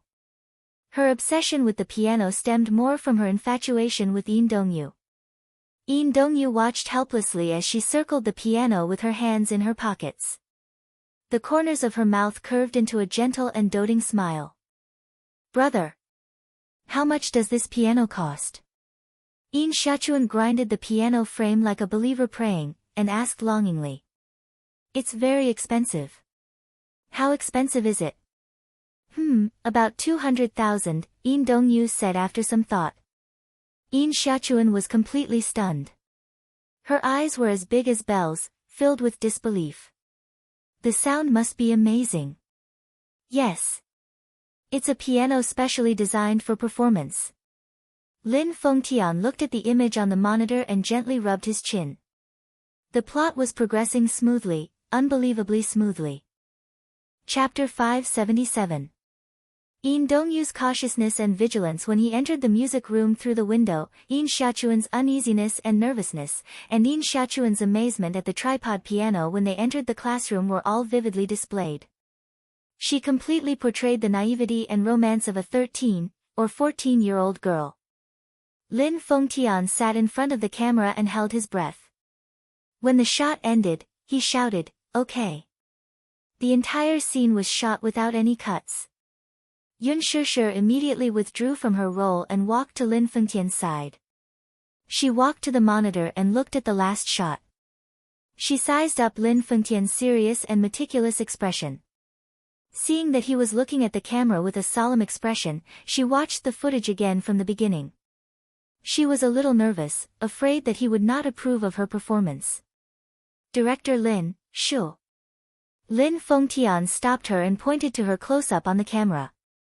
Then, he pressed the pause button and said to her, "Look at this close-up." Yun Shishir squatted beside him. Lin Fengtian replayed the tape for her from the beginning again. When it came to this close-up shot of her, Lin Fengtian hit the pause button and turned to look at her. Yun Shishir immediately understood his intention. The gaze is not there yet. Yes. Lin Fengtian felt that her comprehension was good. The gaze is lacking. Yin Xiaochuan's coquettishness towards Yin Dongyu is not fully expressed. The long shot is perfect, but when it comes to the close-up, it's lacking a lot. Yun Shishir filtered the author's description of this scene in her mind and repeatedly pondered over it. I understand, Director Lin. Let's reshoot this scene. Yun Shishir nodded and immediately returned to her seat. Lin Fengtian took a sip of water, but he could not calm down the surprise in his heart. He was especially strict when it came to filming. On the set, he rarely praised anyone. Those who appeared in his movies, from A-list celebrities to unknown extras, were all treated equally. Which one of them had not been scolded harshly by him? On the first day of filming, Yun Shishir was often unable to grasp the position of the camera due to her lack of experience. She had a big problem with her positioning and often walked out of camera range. Because of this, he often lost his temper with her. Regardless of the fact that it was her first time acting and that she was a newbie who lacked experience in positioning, she scolded Yun Shishir bitterly. Many people rejoiced in his misfortune, especially Yan Bingqing and Yang Chang, who were secretly delighted. In the production team, Yun Shishir was ostracized for two reasons. Firstly, it was because she was the newbie that Huan Yu was currently promoting. She was beautiful, young, and talented. Everyone knew that this newbie would definitely become popular. She just lacked an opportunity. And now, this movie was her opportunity. Everyone believed that as long as she was involved in this movie, it would not be a pipe dream for her to become an instant hit. This newbie was definitely going to be popular. Therefore, Yang Chang and Yen Bingqing were eyeing her covetously. He was afraid that after she became famous overnight, Wang Yu would throw resources at her and her status would rise. The competition in the entertainment industry was too strong, and there was a lot of pressure. It was not easy for an artist to make a name for themselves. Yen Bingqing had a sugar daddy behind her. In addition, her team was very supportive of her planning and packaging. Yen Bingqing practically relied on scandals and hype to get to where she was. Chapter 578. However, Yang Mi was different. She was a child star and entered the entertainment industry at a very young age. When she was 5 years old, she acted as a little princess in a palace drama. She was considered a child star with a lot of experience. However, she did not have any talent. Her acting skills were her biggest flaw. Her looks could be improved through plastic surgery. Without any scandals, she could create topics to attract attention. However, she did not have any talent in acting. This was an irreparable weakness. Yun Shishir's talent was much better than hers. Naturally, she was eyeing her. The second reason was that she was a newcomer but had already risen to the top with the role of the female lead. This movie was originally a role that Yen Bingqing and Yang Mi were fighting for. However, Yun Shishir joined the cast out of nowhere. The two who were originally enemies instantly became friends. As the saying goes, the enemy of an enemy is a friend. Therefore, after Lin Fengtian criticized Yun Shishir, the two of them ran to her in groups to ridicule her. However, Yun Shishir was a person who was not shocked by honor or disgrace. She did not take their exclusion to heart. After a night, she carefully pondered the problem of her positioning. On the second day of filming, she had made great progress. There were almost no major problems with her positioning. Even if there were, they were just small flaws. Under Lin Fengtian's guidance, they were quickly fixed. Lin Fengtian was very surprised by this, but he did not praise her in front of everyone. He wanted to praise her, but he could not. He rarely praised someone. If he praised her in front of Yen Bingqing, Yang Mi, and the others, it would definitely attract jealousy. Therefore, no matter how good Yun Shishir's performance was, he did not show it on his face. In fact, he was very satisfied with Yun Shishir's performance. It exceeded his expectations. It was even better than Gu Xingzi's. Lin Fengtian slapped his thigh. He was so excited when he thought about the upcoming kissing scene. He was looking forward to Yun Shishir's performance. This scene was quickly shot. Then, it was time for the 10th scene. Lin Fengtian excitedly ran to Gu Xingzi and Yun Shishir to talk about the scene. There weren't many kissing scenes in the novel. There were only 5 kissing scenes in the movie. In the script, the first kissing scene was between Yin Dongyu and Yin Shachuan. It was in this scene. Yun Shishir was originally prepared for the kissing scene. There were not many descriptions of kissing scenes in the original novel. However, when she heard that Lin Fengtian wanted to do a close-up of the kissing scene, her face immediately turned red. When filming this kissing scene, you must put your heart and soul into it. Yin Shachuan's naivety, nervousness, and thunderous heartbeat, as well as Yin Dongyu's uneasiness and helplessness, must be portrayed well. For some reason, Yun Shishir was lost in thought during Lin Fengtian's explanation. Mu Yaja's seductive voice suddenly rang in her ears. "Kiss me." Mu Yaja was the first man she had ever kissed. Before this, she didn't have any kissing experience. She clearly remembered his graceful stretching posture, his deep eyes landing on her body, and the corners of his lips curling up in an evil and provocative arc. He said to her, "Please me." When he asked her for a kiss, he would always grab her struggling hand and pull her into his arms. He would press her against the wall and seal her lips domineeringly, as if he wanted to steal all of her breath. He would kiss her deeply and interlock his fingers with hers. It was as if he wanted to melt into each other's blood and bones. Chapter 579. It was probably jealousy, as well as flying into rage out of humiliation. Yunshir. Lin Fengtian raised his voice and pulled her back from her thoughts. Yunshir immediately snapped out of it and asked, "What's wrong?" "Director Lin. You're distracted." Lin Fengtian looked slightly angry and knocked her head with the script. Yunshir stuck out her tongue in shame and said, "I'm sorry, is there anything else you don't understand?" Lin Fengtian asked. Gu Xingze and Yunshir looked at each other. Lin Fengtian thought of something and said, "Shir, when we're filming the kissing scene later, I'll use camera B to get a close-up of you. Be careful when you're in position and don't walk out of the camera." Yunshir glanced at the few cameras and then nodded her head. Lin Fengtian returned to his seat in front of the monitor. All departments, in position. The script supervisor immediately stepped forward and announced, "The first scene of The Green Apple, Scene 10, Action." Gu Xingze and Yunshir quickly got into character. This scene was very simple. When Yin Dongyu was teaching Yin Xiaochuan how to play the serenade, Yin Xiaochuan couldn't control her feelings. She wrapped her arms around his neck and kissed him. The main focus of the scene was the emotional changes during their first kiss. Yin Dongyu's retreat and Yin Xiaochuan's initiative. The most important scene of The Green Apple was none other than this.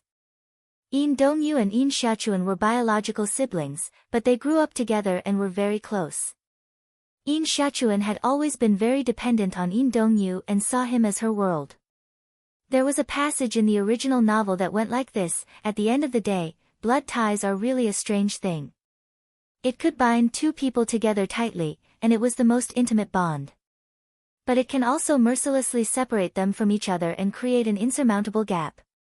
When I was young, I used to be glad that I had an elder brother who doted on me. I used to think that I was the happiest girl in the world. When I grew up, I hated the fact that the man I loved so much had the same blood flowing in his body. She had walked all the way, loved all the way, and was wrong all the way. From ignorant feelings, to immature feelings, to a strong desire to be together forever, until they were forcibly separated by the world. How far is forever? In a single thought, eternity was eternal.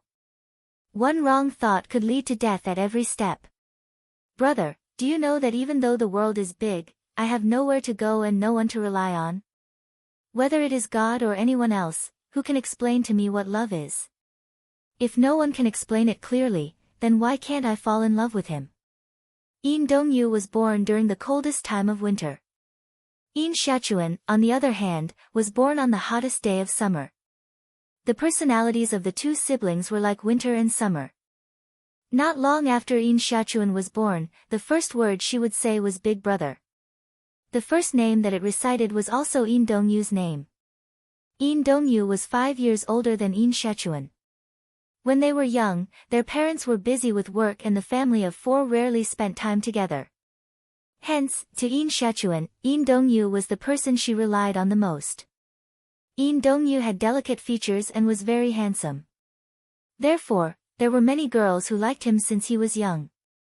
Chapter 580.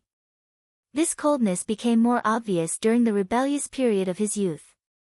From the beginning to the end, the only person who could freely get close to him was Yin Xiaochuan.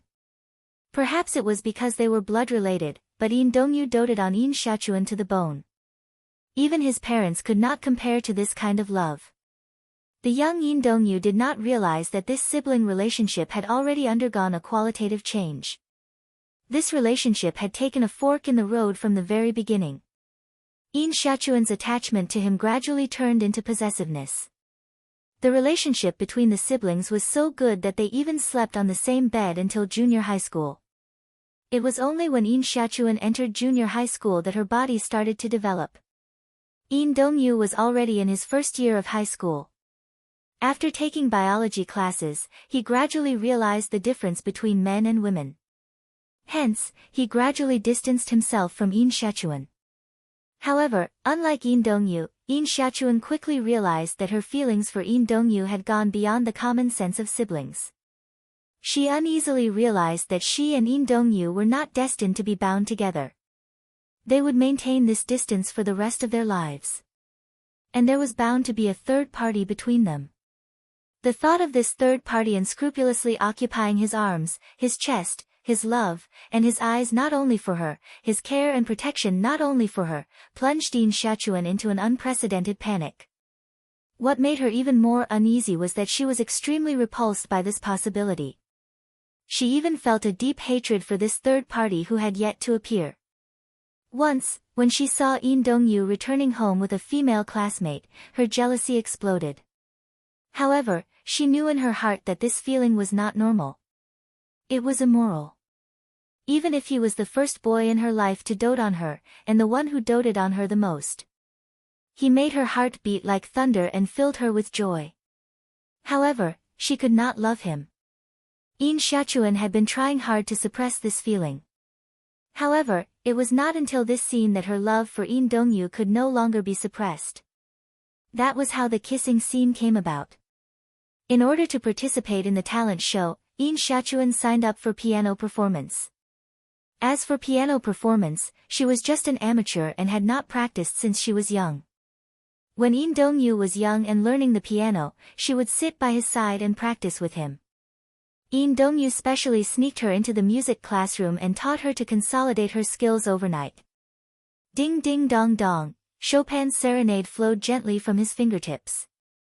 He kept his head down the entire time as he carefully adjusted her hands to the correct technique. Yin Xiaochuan's mind wasn't on the piano, but she was staring at his profile, lost in thought. What happened? Yin Dongyu looked up and saw Yin Xiaochuan staring at his side profile gently. He was momentarily stunned. Nothing. Okay, let's continue then. Yin Dongyu held her hand and guided it to the piano keys. Yin Xiaochuan suddenly held his hand tightly and refused to let go. She used so much force that he could clearly feel her trembling fingers. Yin Dongyu's heart skipped a beat. Her hands were drenched in cold sweat and her knuckles were white. Brother, let's always be together, okay? Yin Xiaochuan looked straight at him, hesitated, and suddenly said in a pleading tone. Chapter 581. When Yin Xiaochuan saw his silence, it was as if a thorn had pierced her heart. She felt a little suffocated. Brother, I hate it when you're with other girls.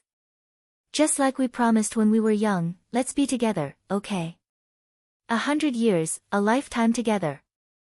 Yin Xiaochuan's face was filled with panic and helplessness at her childish pleading words. She was hoping that Yin Dongyu would hold her gently in his arms like he did when they were young and promise her, okay, we'll be together forever. But Yin Dongyu did not.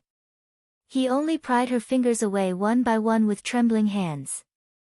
When he looked up, his face was pale and helpless. Be good, stop fooling around, okay? I'm not fooling around. I'm serious. Yin Xiaochuan got closer to him seriously and said anxiously, I want to be with you forever, brother. Brother, haven't we always promised each other? Xiaochuan, we're siblings. One day, I'll have a girl I love. She'll be my wife. The person I'll spend the rest of my life with is that girl, not you. Do you understand? Why? Yin Xiaochuan's face instantly turned pale. When she heard the cruel words coming out of his mouth, her heart felt like it was being stabbed. Her eyes quickly moistened. She clenched her fists tightly. The despair in her eyes almost drowned her. Then what about what you promised me in the past? Was it a lie? You made a promise. Yin Dongyu turned his face away with a complicated expression. He lowered his head and stared straight at the black and white piano keys. I promised you that I'd be with you forever and never leave you. But not in this way, do you understand? There was a moment of dead silence beside him. Yin Dongyu frowned. He turned around and was about to say something when Yin Xiaochuan suddenly came up to him. One of her hands wrapped tightly around his neck, and her small face kept leaning toward him.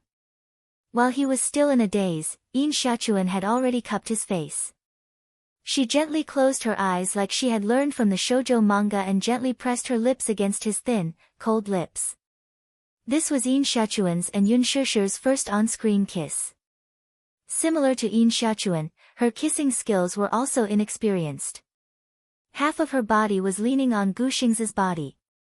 Through the thin material of their clothes, she could almost clearly feel the warmth of Gu Xing's chest and his warm heartbeat. There was an inexplicable fragrance on his body. It was different from Mu Yaja's perfume. Instead, it was a natural fragrance. The moment she touched his lips, Mu Yaja's angry face suddenly flashed through Yun Shishir's mind.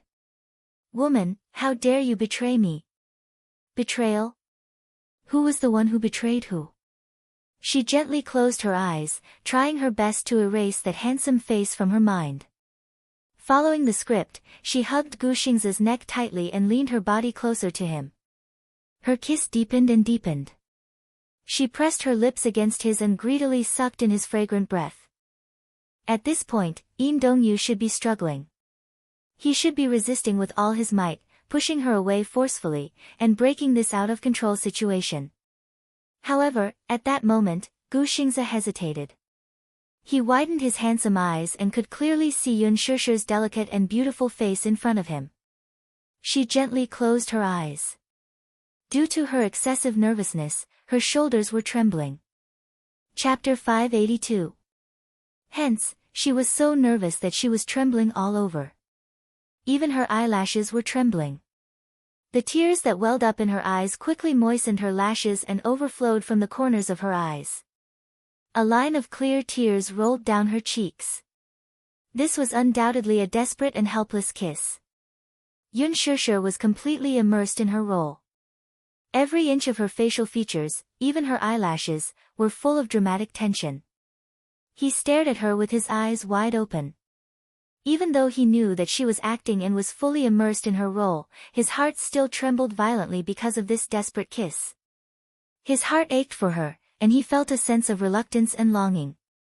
Based on the character in the movie, he should have rejected and avoided the kiss. However, in his heart, it was difficult for him to push away Yun Shishir's kiss. Gu Xingze couldn't help but reach out his arms, trying to embrace this uneasy and desperate girl in front of him. The assistant director, who was sitting beside the monitor, suddenly stood up with an ugly expression. Gu Xingze was out of control. According to the script, his next move was to push her away violently. Instead of hugging her. He was about to interrupt when Lin Fengtian suddenly tugged at his sleeve and pulled him back to his seat. "Director Lin." He lowered his voice, obviously puzzled. "Shh, don't speak." Director Lin was obviously surprised by the unexpected development of the plot. Even though there were some issues with the plot, due to a freak combination of factors, Lin Fengtian was surprised by the superstar's performance. "This is the feeling I want." Yin Dongyu also yearned for this kiss. He also loved Yin Xiaochuan, but unlike Yin Xiaochuan, who dared to love and hate, he was rational and would not allow himself to do anything immoral. Hence, when he found out that he had such strange feelings for Yin Xiaochuan, he immediately cut them off. He even went home with his female companions and kept a distance from Yin Xiaochuan. But even so, how could he not yearn for this kiss in his heart? It was this kind of contradictory handling that reflected the struggle in Yin Dongyu's heart. The struggle between ethics and feelings. Feelings were uncontrollable, weren't they? This way, the character could be portrayed more realistically and realistically. Zoom in and get a close-up of Yin Dongyu. Lin Fengtian added another camera. Originally, there was only a close-up of Yin Xiaochuan. It mainly reflected Yin Xiaochuan's despair and helplessness. Lin Fengtian added Yin Dongyu's camera, hoping to capture every change in his expression. In the camera, Gu Xing's expression suddenly froze. He suddenly realized that this was all an act. His outstretched arms paused in midair. Then, he pushed Yun Shishir away and stood up abruptly. He turned around with a pale face, and his face was filled with disbelief and shock. Yun Shishir was pushed away and fell on the piano. Her elbows pressed on the black and white keys, producing a discordant bass sound that was harsh and heavy. Just like how the two of them were feeling right now. She stood up awkwardly and awkwardly. She laughed dryly and said with trembling lips, "Brother, why did you push me away? Don't you think this is ridiculous?" Gu Xingze wiped his lips absent-mindedly. He could still feel the residual warmth of her lips. How is it ridiculous? How is it ridiculous? Chapter 583. Can't I kiss you? You can't. Gu Xingze was immersed in Yin Dongyu's role. He said in a low voice, flung her hand away and walked to the window. I can't either. Why not? Yin Xiaochuan stared at his back view with tears in her eyes. I like you and you like me. Isn't that enough? She screamed the last sentence, almost breaking her voice. Lin Fengtian, who was sitting in front of the monitor, was so agitated that he was trembling. It's so exciting, the tension is so strong. Oh my god. This Yun Shishir was really extraordinary. He hadn't misjudged her. On the screen, Yin Dongyu suddenly turned around and grabbed Yin Xiaochuan's shoulders tightly. His eyes were bloodshot and he said crazily, "You're my sister and I'm your brother. Do you understand?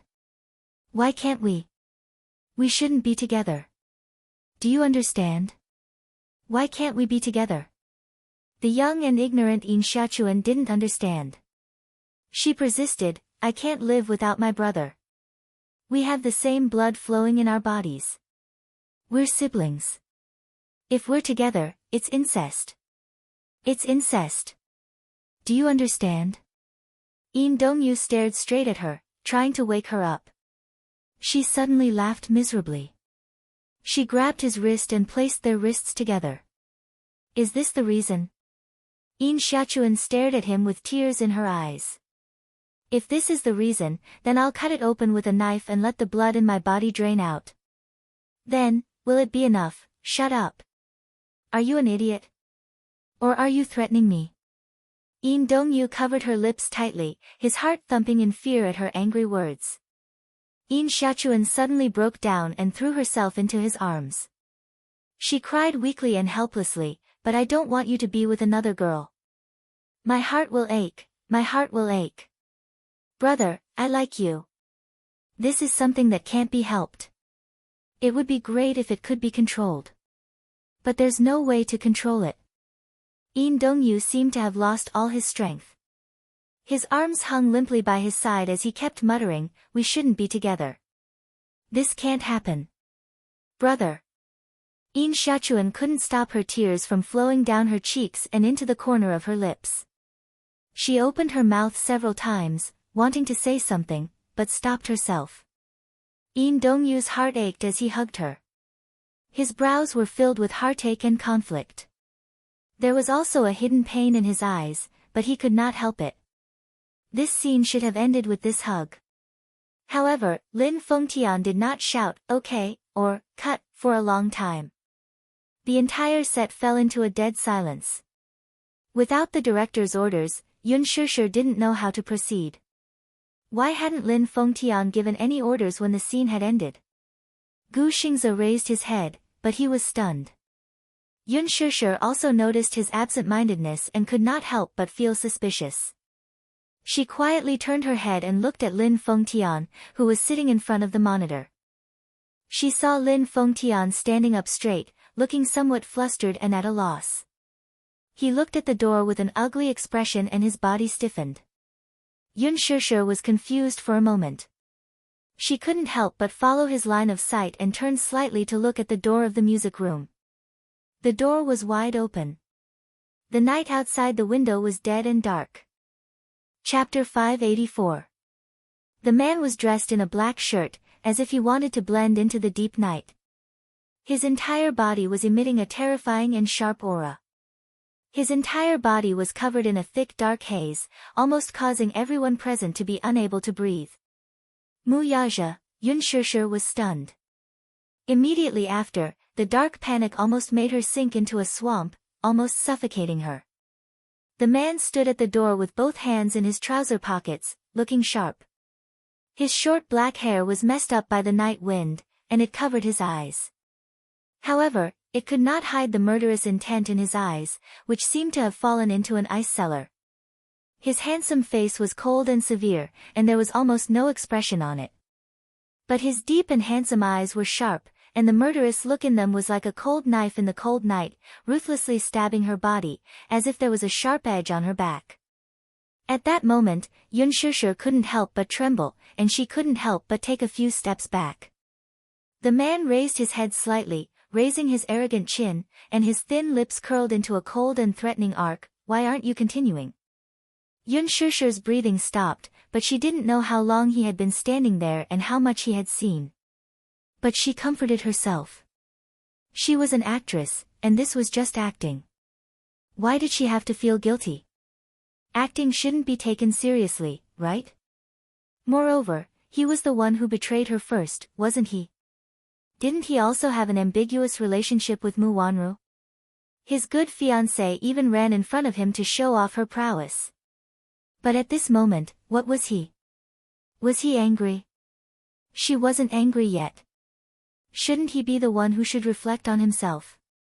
Why was he looking at her like that, as if she had done something wrong? But even if she thought so, under the man's cold gaze, these seemingly righteous reasons were no longer valid. It was as if in the end, she was the one who had committed the most heinous crime. Her whole body stiffened, as if there was endless cold air rising from the soles of her feet. It was very exciting. "Why, are you not acting anymore?" His voice was as cold as ice. It almost froze the atmosphere in the room to below zero. Everyone on the set couldn't help but shiver as their shoulders trembled in fear. Lin Fengtian, in particular, looked even worse. How did he appear here? According to the information he had gathered, he had an important acquisition and was flying directly to London, England, and would only be back in a few days. Mu Yaja stepped into the silent night and slowly walked in. He stepped forward and she stepped back. He closed in step by step, and she retreated step by step. Mu Yaja's face was as cold as ice. It was frighteningly unfamiliar. Seeing that she was trying to hide behind Gu Xingze, he was so angry that he laughed. His black eyes flashed with blood-red laughter. "Come here." Although his voice sounded casual, every word he said was filled with a chilling intent. He ordered her to go over, but Yun Shushu's feet seemed to be frozen by the cold air, as if they had taken root. She did not move for a long time. Her neglect made the displeasure and anger in his heart boil to the extreme.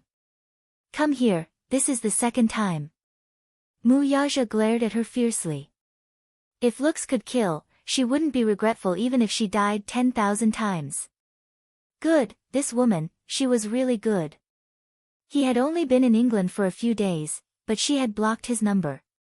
He thought that something had happened and hurriedly booked a ticket to return home. But what about her? Chapter 585. Lin Fengtian was frightened and was thinking about how to put out the fire. First, he had to put out Mu Yaja's anger.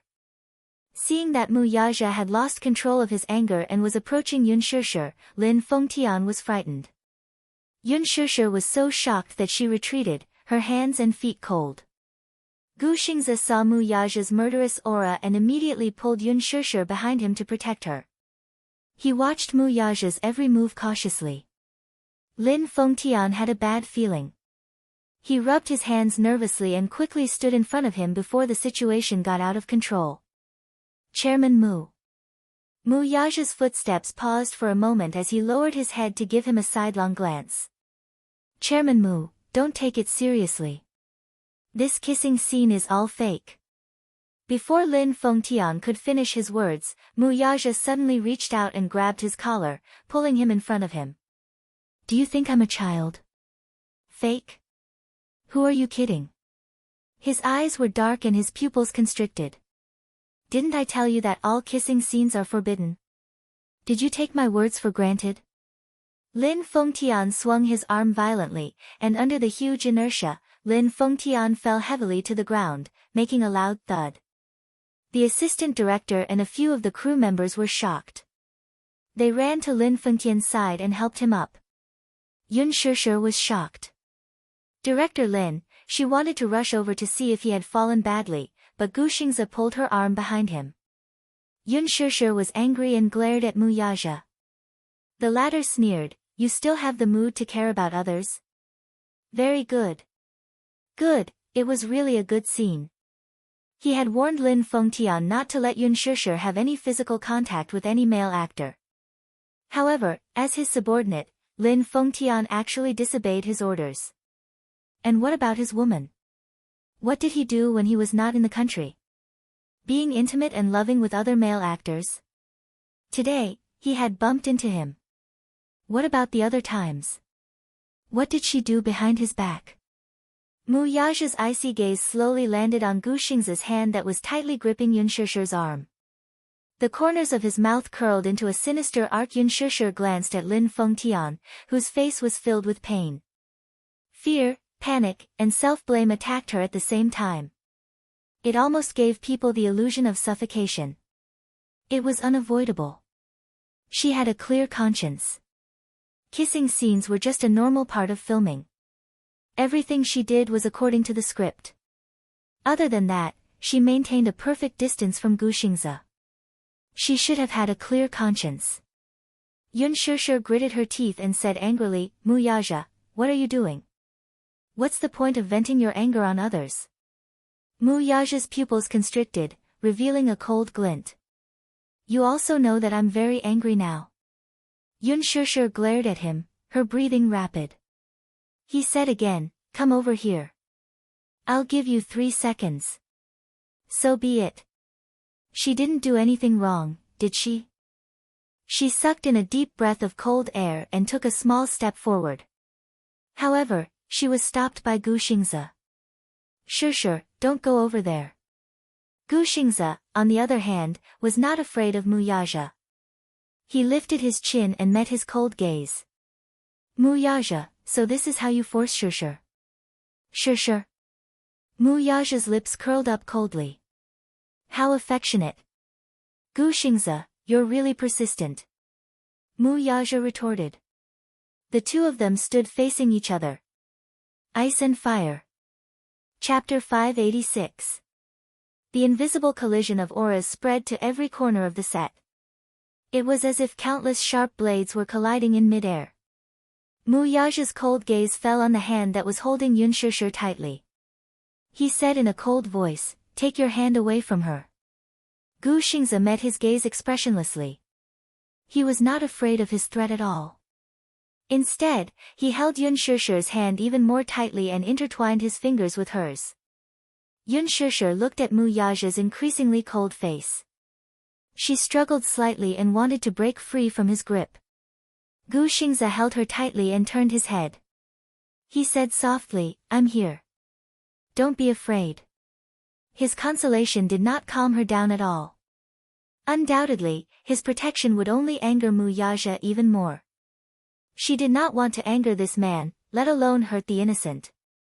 Lin Fengtian stood up with his hands on his shoulders and looked at the smoke-filled battle.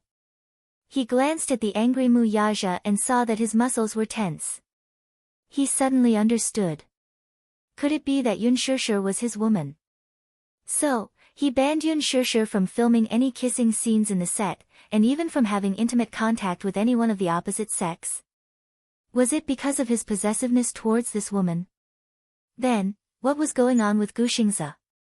Why was he at odds with Mu Yaja? What was he thinking? Lin Fengtian suddenly felt a headache coming on. The situation that had gone out of control was definitely not what he had expected. Let go of her. Mu Yaja gave an ultimatum. Obviously, his anger had reached its limit. This Gu Xingze, who did he think he was? How dare he fight with him? Yun Shishir's body trembled from the immense fear she felt. Gu Xingze sensed her trembling fingertips and felt the cold temperature of her hand. He held it tightly and did not let go. Instead, he protected her behind him even more. Very good. Mu Yaja's lips curled into a bloodthirsty smile as he strode towards them. Lin Fengtian saw that things were about to get out of hand. He was afraid that things would get out of hand. He immediately gritted his teeth and tried to stop Mu Yaja. Mu Yaja did not even bother to look at him. In his fury, he kicked him to the side without even looking at him. Lin Fengtian hit the prop box and felt dizzy. Yun Shishir's face instantly turned pale. Just as she was about to stop him, she saw Mu Yaja walk towards Gu Xingze. Mu Yaja, don't! Yun Shishir screamed, but Gu Xingze quickly pushed her aside. She lost her balance and hit the wall. When she came back to her senses, she saw that Mu Yaja had already grabbed Gu Xingze's collar with a murderous look and was swinging a fist towards his face. As Gu Xingze was distracted, he was caught off guard and received a solid punch. His entire face was turned to the side, and a bloody gash appeared at the corner of his lips, from which a trickle of blood seeped out. Yun Shishir was scared out of her wits. She wanted to go forward and stop him, but she was pulled aside by the field reporter behind her. Shishir, don't go over. It's too dangerous. The two men fought because they were angry and did not know how to control their strength. If he accidentally hurt her, her bones would probably be shattered with a single punch. Gu Xingze slowly straightened his body. He touched his lips with his long fingers and the tip of his tongue tasted blood. There was no doubt that Mu Yaja's punch was not to be trifled with. Chapter 587. After receiving 10 years of special training, his punches and kicks did not have any special moves, but they contained a terrifying amount of power, and every move was fatal. However, Gu Xingze was not a simple character. Although he often played the role of a gentle and elegant person on the screen, he had the blood of the Gu family, the #1 mafia family in the capital, behind him. Naturally, he also had some skills. Gu Xingze looked up coldly, and his face was immediately covered with a layer of coldness.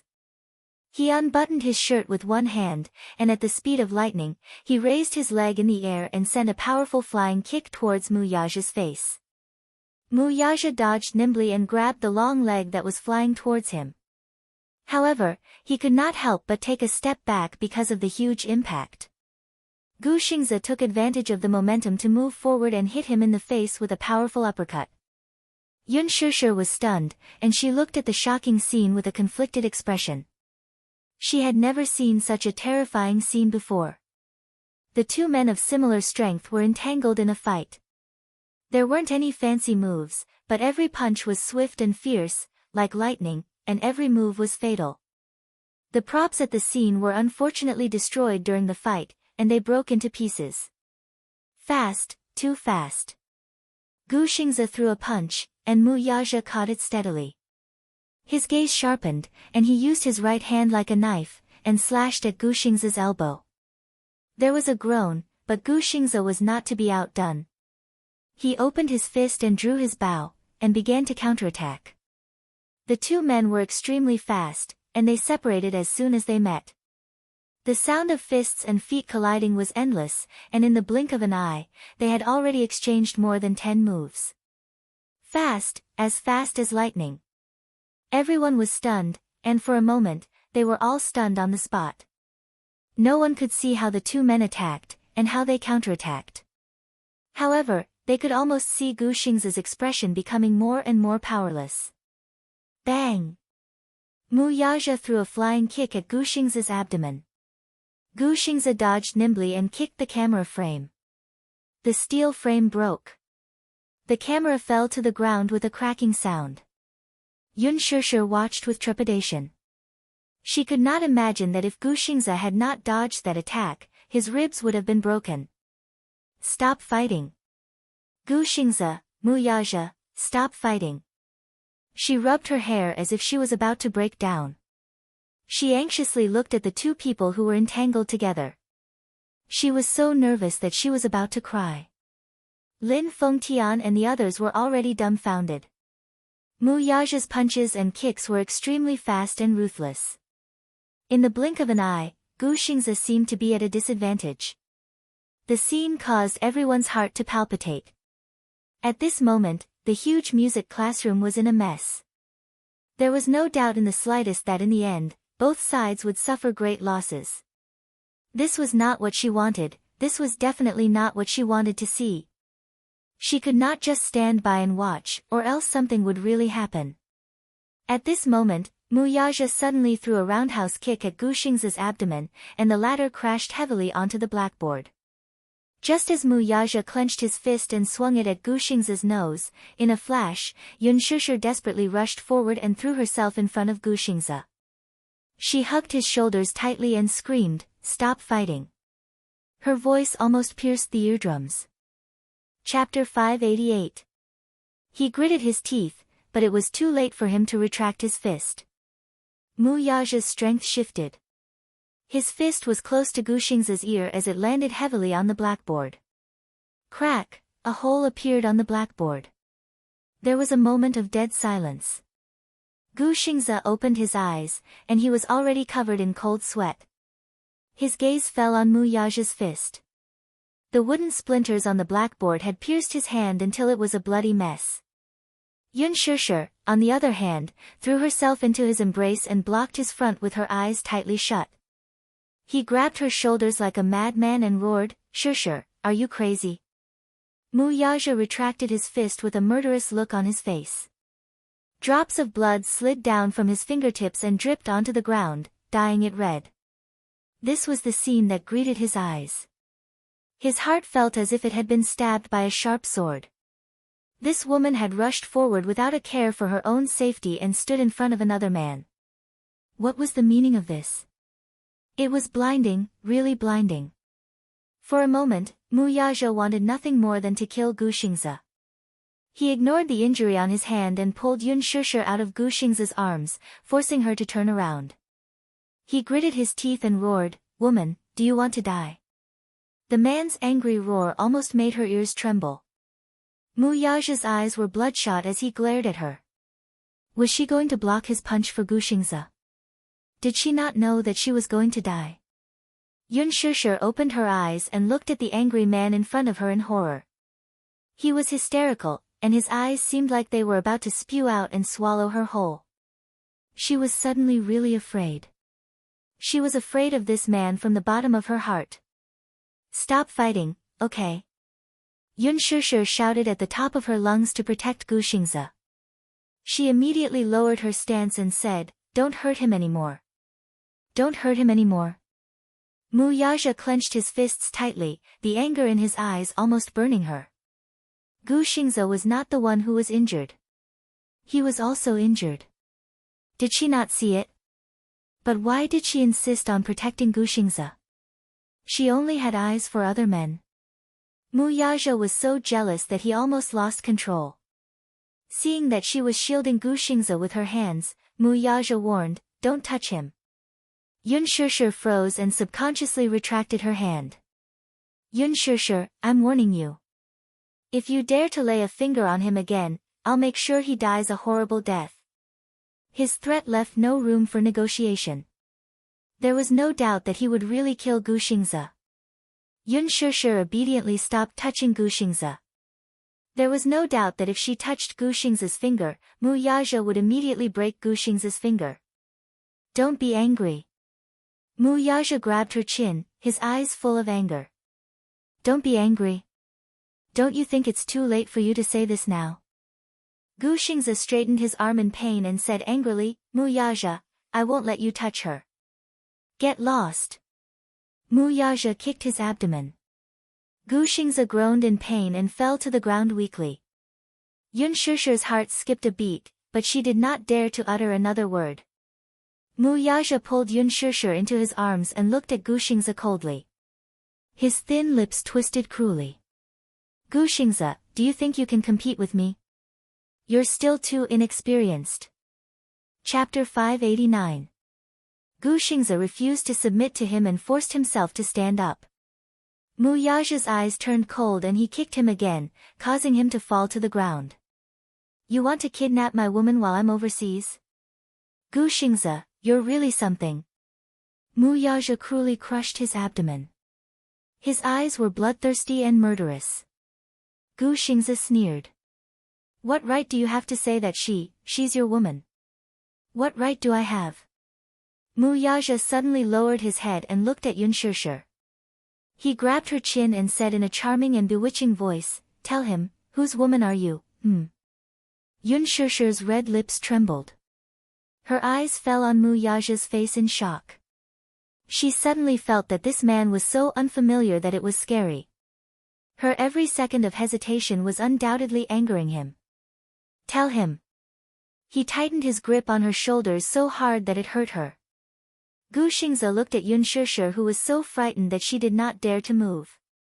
His heart ached and he shouted crazily, Mu Yaja, you have no right to touch her. Let go. Let go of her. What right do you have to force her? Shut up. Mu Yaja grabbed his collar and sneered, right? He leaned close to Gu Xingze's ear expressionlessly and said in a cold voice, I'm her only man. Is this enough? Gu Xingze's face turned pale instantly. Shameless, you overestimate yourself. Mu Yaja suddenly let go of him. Yun Shishir looked at the blood at the corner of Gu Xingze's lips and the bruises on his arms. It was a shocking sight.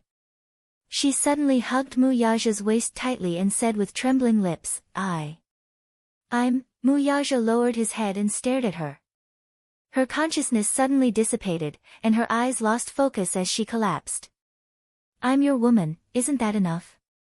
Is that enough? Don't be angry. I'll listen to you. Is that okay? If there's anything, just come at her. Don't hurt anyone else. It was all her fault. Don't hurt anyone anymore.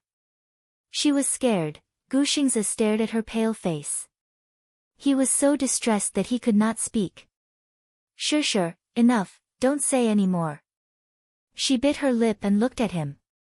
Please, don't say any more, she cried out. Don't beg him. Mu Yaja grabbed her wrist tightly. Yun Shishir gritted her teeth in pain, almost suffocating. Gu Xingze looked at her forbearing expression, but the pain in his body intensified. Mu Yaja pulled Yun Shishir into his arms and turned around to leave with her in his arms. Lin Fengtian looked at the man's back view as he left. His heart was in a mess for Yun Shishir. Just as he was about to go forward, he saw Gu Xingze struggling to stand up and catch up with them. He slapped his thigh and chased after them. At the entrance, rows of black cars were parked at the intersection. Yun Shishir's injuries were almost carried by him all the way to the sports car at the front. His steps were extremely fast, and his long legs were wide. She let him hug her pathetically and did not dare to struggle at all. She could clearly feel the anger that he was constantly suppressing. His eyes were bloodshot, and his handsome face was as tense as ice. This man was obviously very, very angry now. She did not even know what kind of fate awaited her next.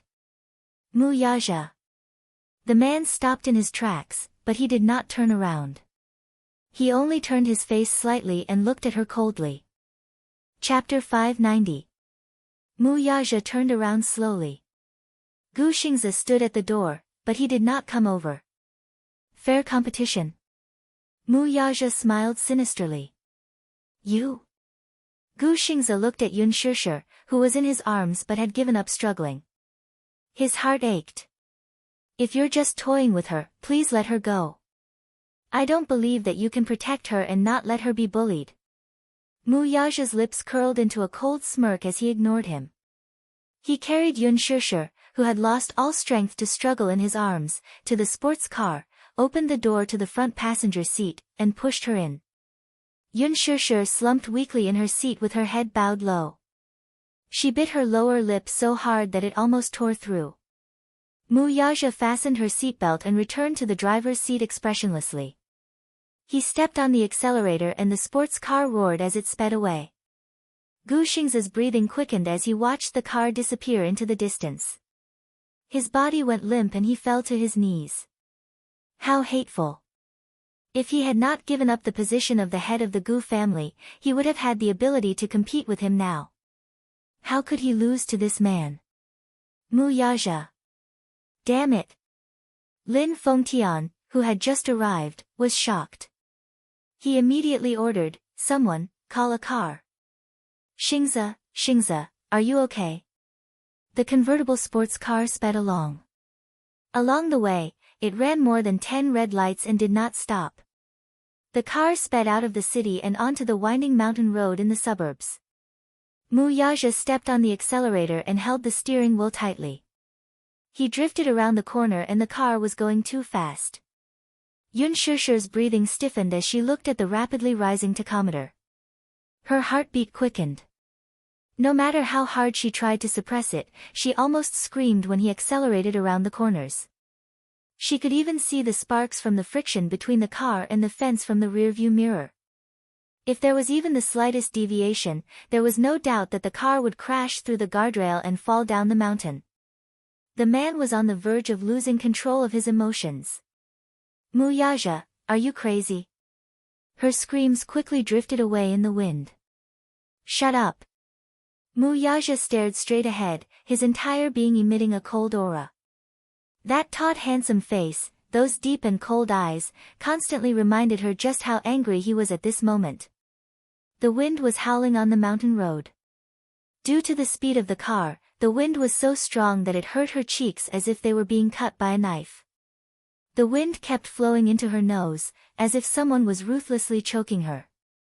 It was almost suffocating. The speed of the car was so fast that the cliffs that flashed past outside the car were dazzling. Looking from afar, the neon lights of the mortal world were still thousands of miles away. The speed limit sign flashed in front of his eyes and was quickly left far behind. Below the guardrail was a cliff with no end in sight. If the car fell from here, it would definitely be smashed into smithereens. Is he crazy? Yun Shusher turned her head and looked at him in panic. She was almost scared out of her wits by the terrifying speed of the car. 180 kilometers, 190 kilometers, gosh, they were on a mountain road. The 30 speed limit sign kept reminding her of how dangerous the situation was. That's enough. Are you crazy? If this goes on, something will happen. Chapter 591. Mu Yaja did not even look at her as he looked straight ahead. At a bend, he suddenly turned the steering wheel and pulled the handbrake. The thick tires created a huge friction with the ground, causing smoke to rise. Due to the intense friction, the smell of burnt rubber filled her nostrils. Cough. Cough, cough. She looked at the rearview mirror and saw the whites of the eyes floating behind the car. Her heart trembled with fear as she thought that the car was going to catch fire. Stop, stop. Are you worried about me? Mu Yaja asked her persistently. He did not stop there. Instead, he stepped on the accelerator even more unscrupulously and increased the speed of the car by another gear. It was so fast that her ears were about to go deaf. Stop. I beg you. Yun Shusher's body stiffened as she broke out in cold sweat. After a few drifts, her face was even paler than before. She clutched the seatbelt tightly and shut her eyes tightly. She did not dare to open them at all. Tell me, are you worried about me? Mu Yaja's face was tense as he forced her to answer him. The next drift made a loud and ear-piercing sound of friction. The car drove straight to the end of the cliff and was about to crash down the cliff. I'm worried about you. Enough. Stop. Yun Shusher screamed at the top of her lungs. Mu Yaja stepped on the brakes expressionlessly. The car crashed into the fence and came to a stop in time with a sudden brake. The sports car swayed heavily. Yun Shusher opened her eyes in fear, but all she saw was a mountain scenery in front of her. From the corner of her eyes, she saw that the car was almost lying at the end of the cliff. Half of the front of the car was almost hanging above the cliff. If she looked down, she would be in the air. If she had not braked in time, the sports car would have crashed into the fence and crashed down. What was this? Was he trying to scare her? Was he trying to scare her by speeding so crazily? Yun Shusher covered her face with her pale white face. Her breathing was rapid and she was on the verge of breaking down. Mu Yaja. I hate you. She covered her eyes with her hands and tried her best to suppress her emotions. She did not want to reveal her most vulnerable side to this man. Mu Yaja unbuckled his seatbelt and pulled her in front of him. He fiercely ordered, I order you to take back your words. Yun Shusher's eyes widened in shock as she stared at him in disbelief. Sometimes, this man's heartlessness was chilling. Yun Shishir, I advise you not to try to anger me. Mu Yaja looked down at her terrified face and said coldly, take back what you just said. Alright. I'll take it back. Yun Shishir's voice was hoarse as she sobbed. His cold gaze suddenly landed on her delicate pink lips, and his eyes narrowed dangerously. The kissing scene just now seemed to appear in front of his eyes. That scene was like a needle stabbing into his heart, causing him to be filled with rage that he had nowhere to vent. Yun Shishir swallowed hard and carefully moved away. Mu Yaja, however, reached out and pulled her into his embrace. Lifting her chin with his hand, he stared coldly at her face as his slender fingers rubbed against her lips repeatedly. It seemed like he was using force to wipe away some marks on it. It was so strong that Yun Shishir's lips turned pale.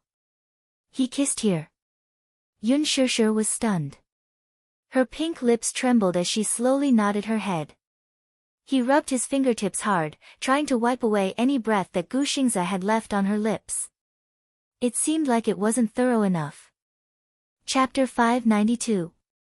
He suddenly lowered his head and covered her lips with his thin lips. His tongue traced the outline of her lips as he seriously and carefully licked her lips. Then, he bit down hard and pressed his lips against hers. Why?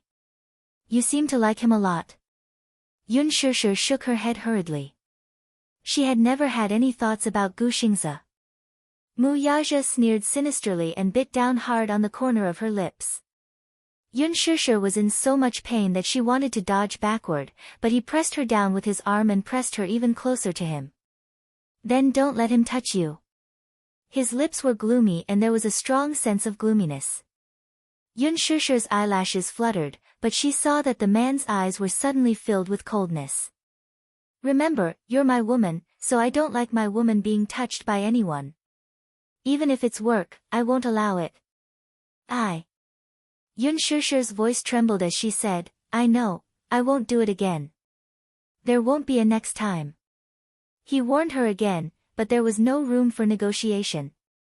Mu Yaja turned around and suddenly reversed the car to a safe zone.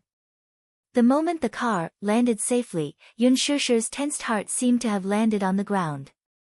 When they returned to the flat ground, Yun Shishir quickly unbuckled her seatbelt and pushed open the door to get out of the car. Her legs gave way and she fell to the ground, clutching her chest. She had been speeding all the way, and it was as if her internal organs had been turned upside down. It was extremely uncomfortable. She patted her chest hard and felt like vomiting. However, when she reached her throat, she felt a surge of acid. At the same time that her heart ached, tears flowed out of her eyes. She was in an extremely sorry state.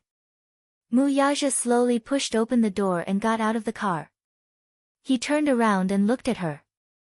Walk over. When Yun Shishir heard the footsteps behind her, she jumped up from the ground in shock. She looked at him warily and kept retreating. The cold wind of the mountain range was extremely cold. Her beautiful hair fluttered in the wind. Mu Yaja stood in front of her.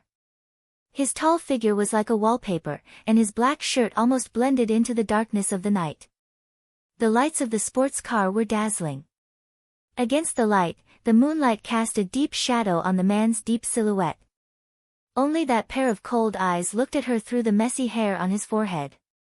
Even though it was already June, the wind on the mountain was biting cold at night. However, no matter how bone-piercing it was, it could not compare to a 10,000th of his gaze. The winding mountain road was now closed, and no one was going up the mountain. This was the world that he ruled.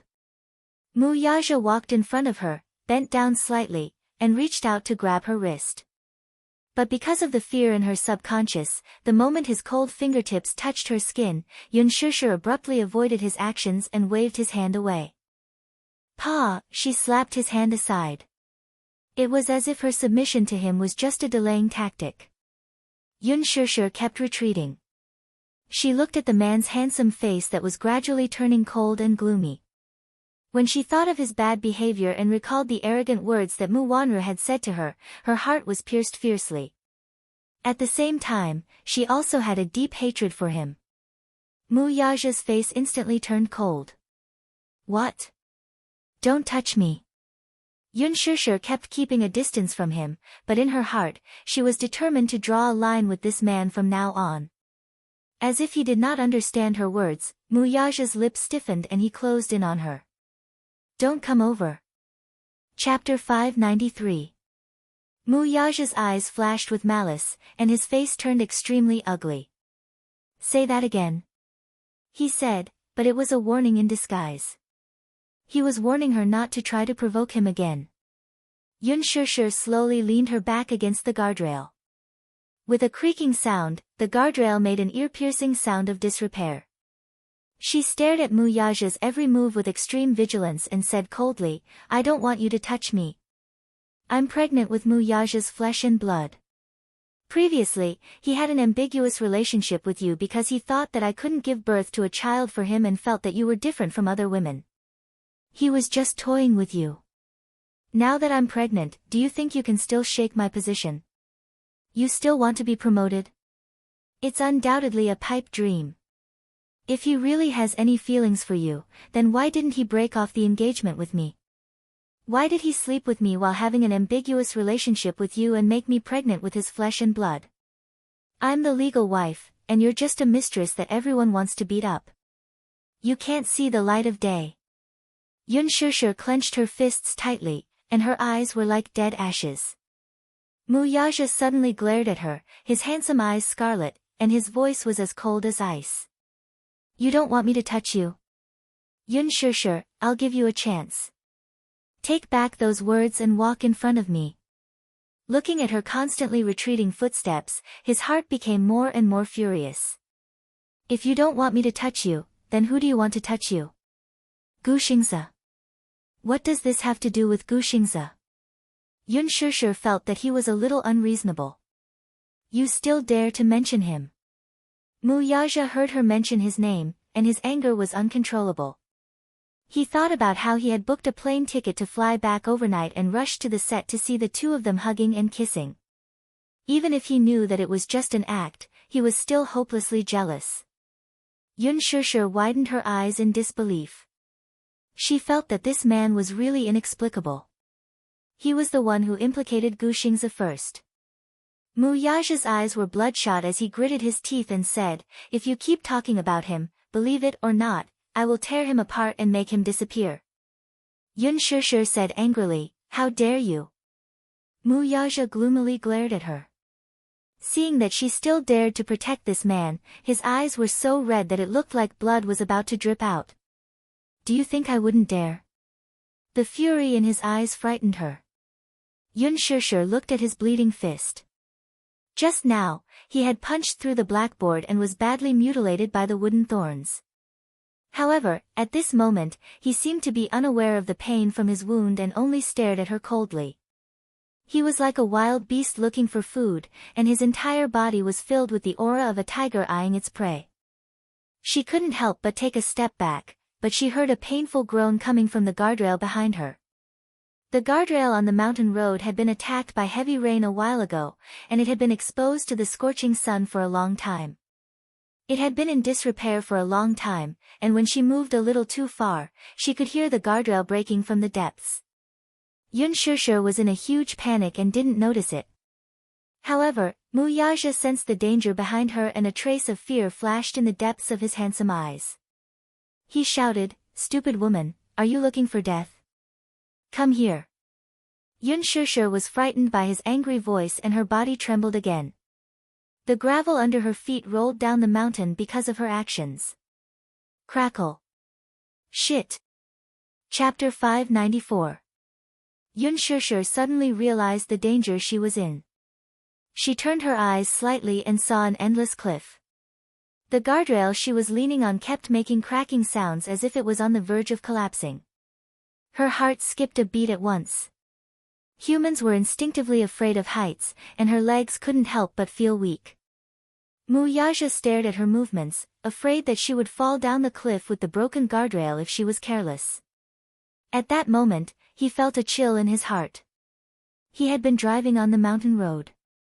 No matter how fast the car was, he was confident in his driving skills. But now, he felt panic in his heart. It was a panic that he had never felt before. A chill ran down his spine. He stared at her nervously and reached out to her. Come here. Don't move back anymore. If she fell, she would really be smashed to pieces.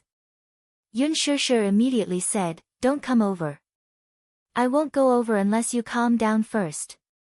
Mu Yaja stared at her and said in a cold voice, Stupid woman, are you threatening me? I'm not threatening you. Look at you now. I'm afraid that I'll be crushed by you before I fall off the cliff. Mu Yaja gritted his teeth and said, If I could, I'd crush you right now. Yun Shishir trembled and sneered, Then I'd rather jump down than be crushed to death by you. You dare. Mu Yaja roared. Yun Shishir bit her lips. Do you think I don't dare? Mu Yaja clenched his fists so tightly that his knuckles creaked eerily. It was as if he was trying to restrain himself. All right. I'll calm down. Even if he knew that this woman was threatening him. Yun Shishir looked at the redness in his eyes and suddenly bit her lips. In the end, she forced herself to calm down and said calmly, Mu Yaja, promise me something. What's the condition? Mu Yaja asked, but his eyes were fixed on her feet.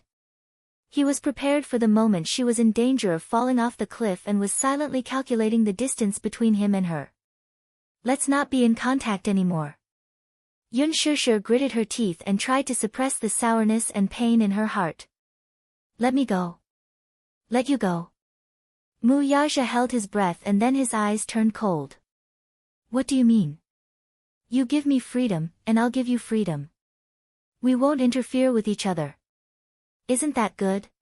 Yun Shishir smiled bitterly. Let me go. His possessiveness, dominance were almost suffocating, and he could not give her a sense of security. Perhaps relationships were tiring to begin with. She didn't want to bear it anymore. Mu Yaja stared at her without blinking. Reason? There's no reason. I just hate you. Yun Shishir said calmly. I hate your dominance, I hate your arrogance, and I hate your self-assertion even more. My life has never been peaceful since I met you. Isn't that reason enough? Mu Yaja stared at her. The emotions in his eyes changed rapidly, but they were unfathomable. Suddenly, 3 words were forced out from between his lips. I agree. Chapter 595. Yun Shishir slowly straightened her body and walked towards Mu Yaja. However, when she was halfway there, she saw Mu Yaja suddenly rushing towards her. He grabbed her wrist and pulled her into his embrace. It was a terrifying force. Yun Shishir could see the uncharacteristic panic on his tense and handsome face. Was he worried about her? Was he afraid that she would really fall off the cliff? There was no time for her to react. Under the huge inertia, the two of them fell onto the hood of the sports car. Yun Shishir groaned in pain. When she opened her eyes, Mu Yaja flipped her over and pinned her under his body. His tall figure almost blocked out the moonlight. A handsome face that was filled with anger came into view.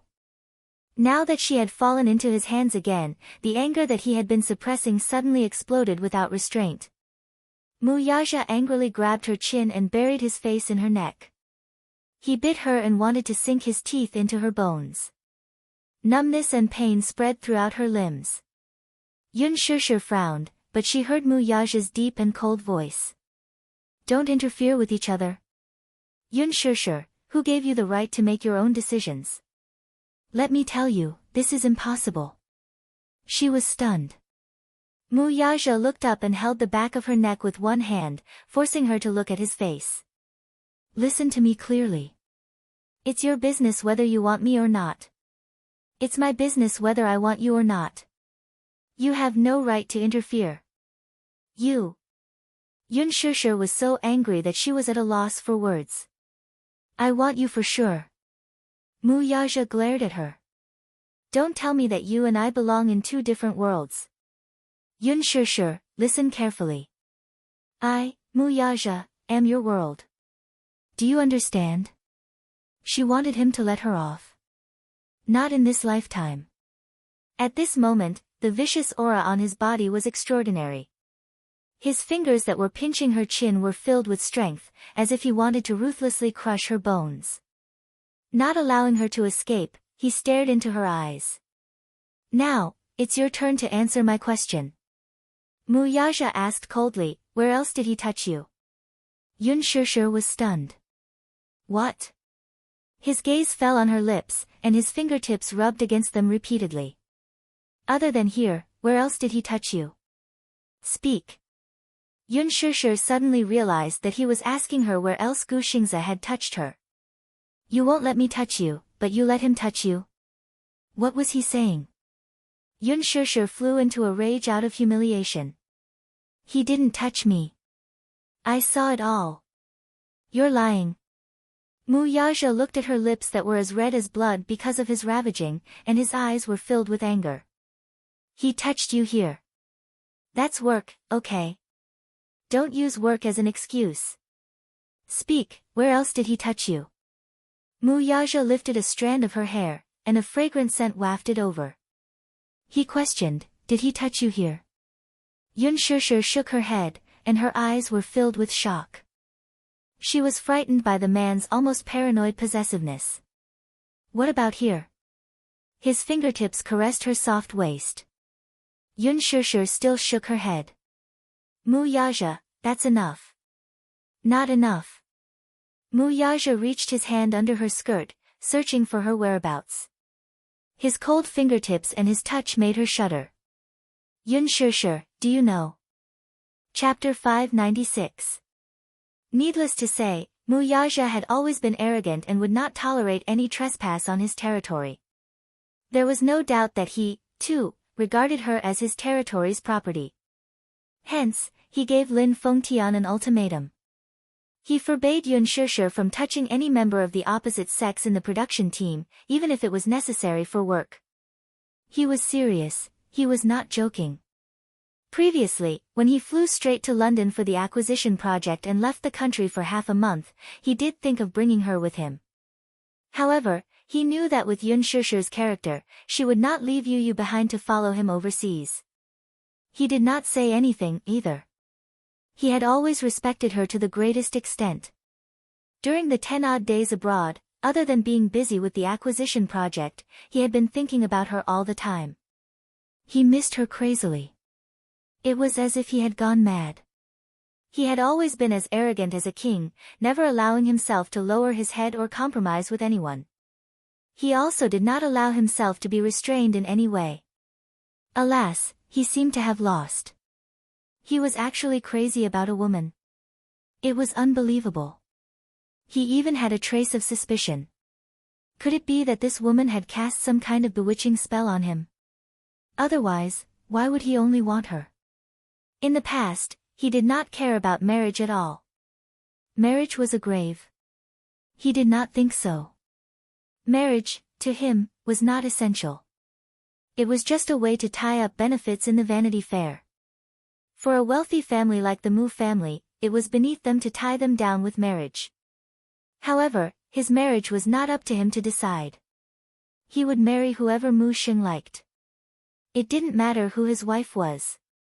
The marriage contract didn't mean anything to him at all. She seemed to want a family, though. During the few days in London, he seriously considered it. Since she liked him, she wanted a stable family. Did she not always want a family? Then, he would give her a family. So that she would not be homeless and have no one to rely on. He did not care whether she liked him or not. He did not care whether she wanted him or not. He wanted to add Mu Yaja's name to her life, stroke by stroke. He had always been an extremely stubborn man. He was in the past and even more so now. Either he did not want her, or he did not care. Or, he wanted her forever. The woman that he had set his mind on, no one, no matter what, could erase this person from his obsession. What did she do, though? She blacklisted his number. He thought that something had happened to her, so he rushed back to the country anxiously. When he entered the set, he saw this scene. He saw this woman holding another man and kissing him with a gentleness he had never seen before. From his angle, he could see the love and unconcealable love on her face. At that moment, his anger began to build up. Even if this was just an act, he was so jealous that he wanted nothing more than to tear Gushingze to shreds. But this woman defended him again and again. She even disregarded the danger and stood in front of this man. What about him? Indifference, rejection, resistance, and even hysterically told him not to touch her. Very well, very well. Mu Yaja stared intently at her face, his eyes flashing with coldness. Yun Shishir stared at him in shock.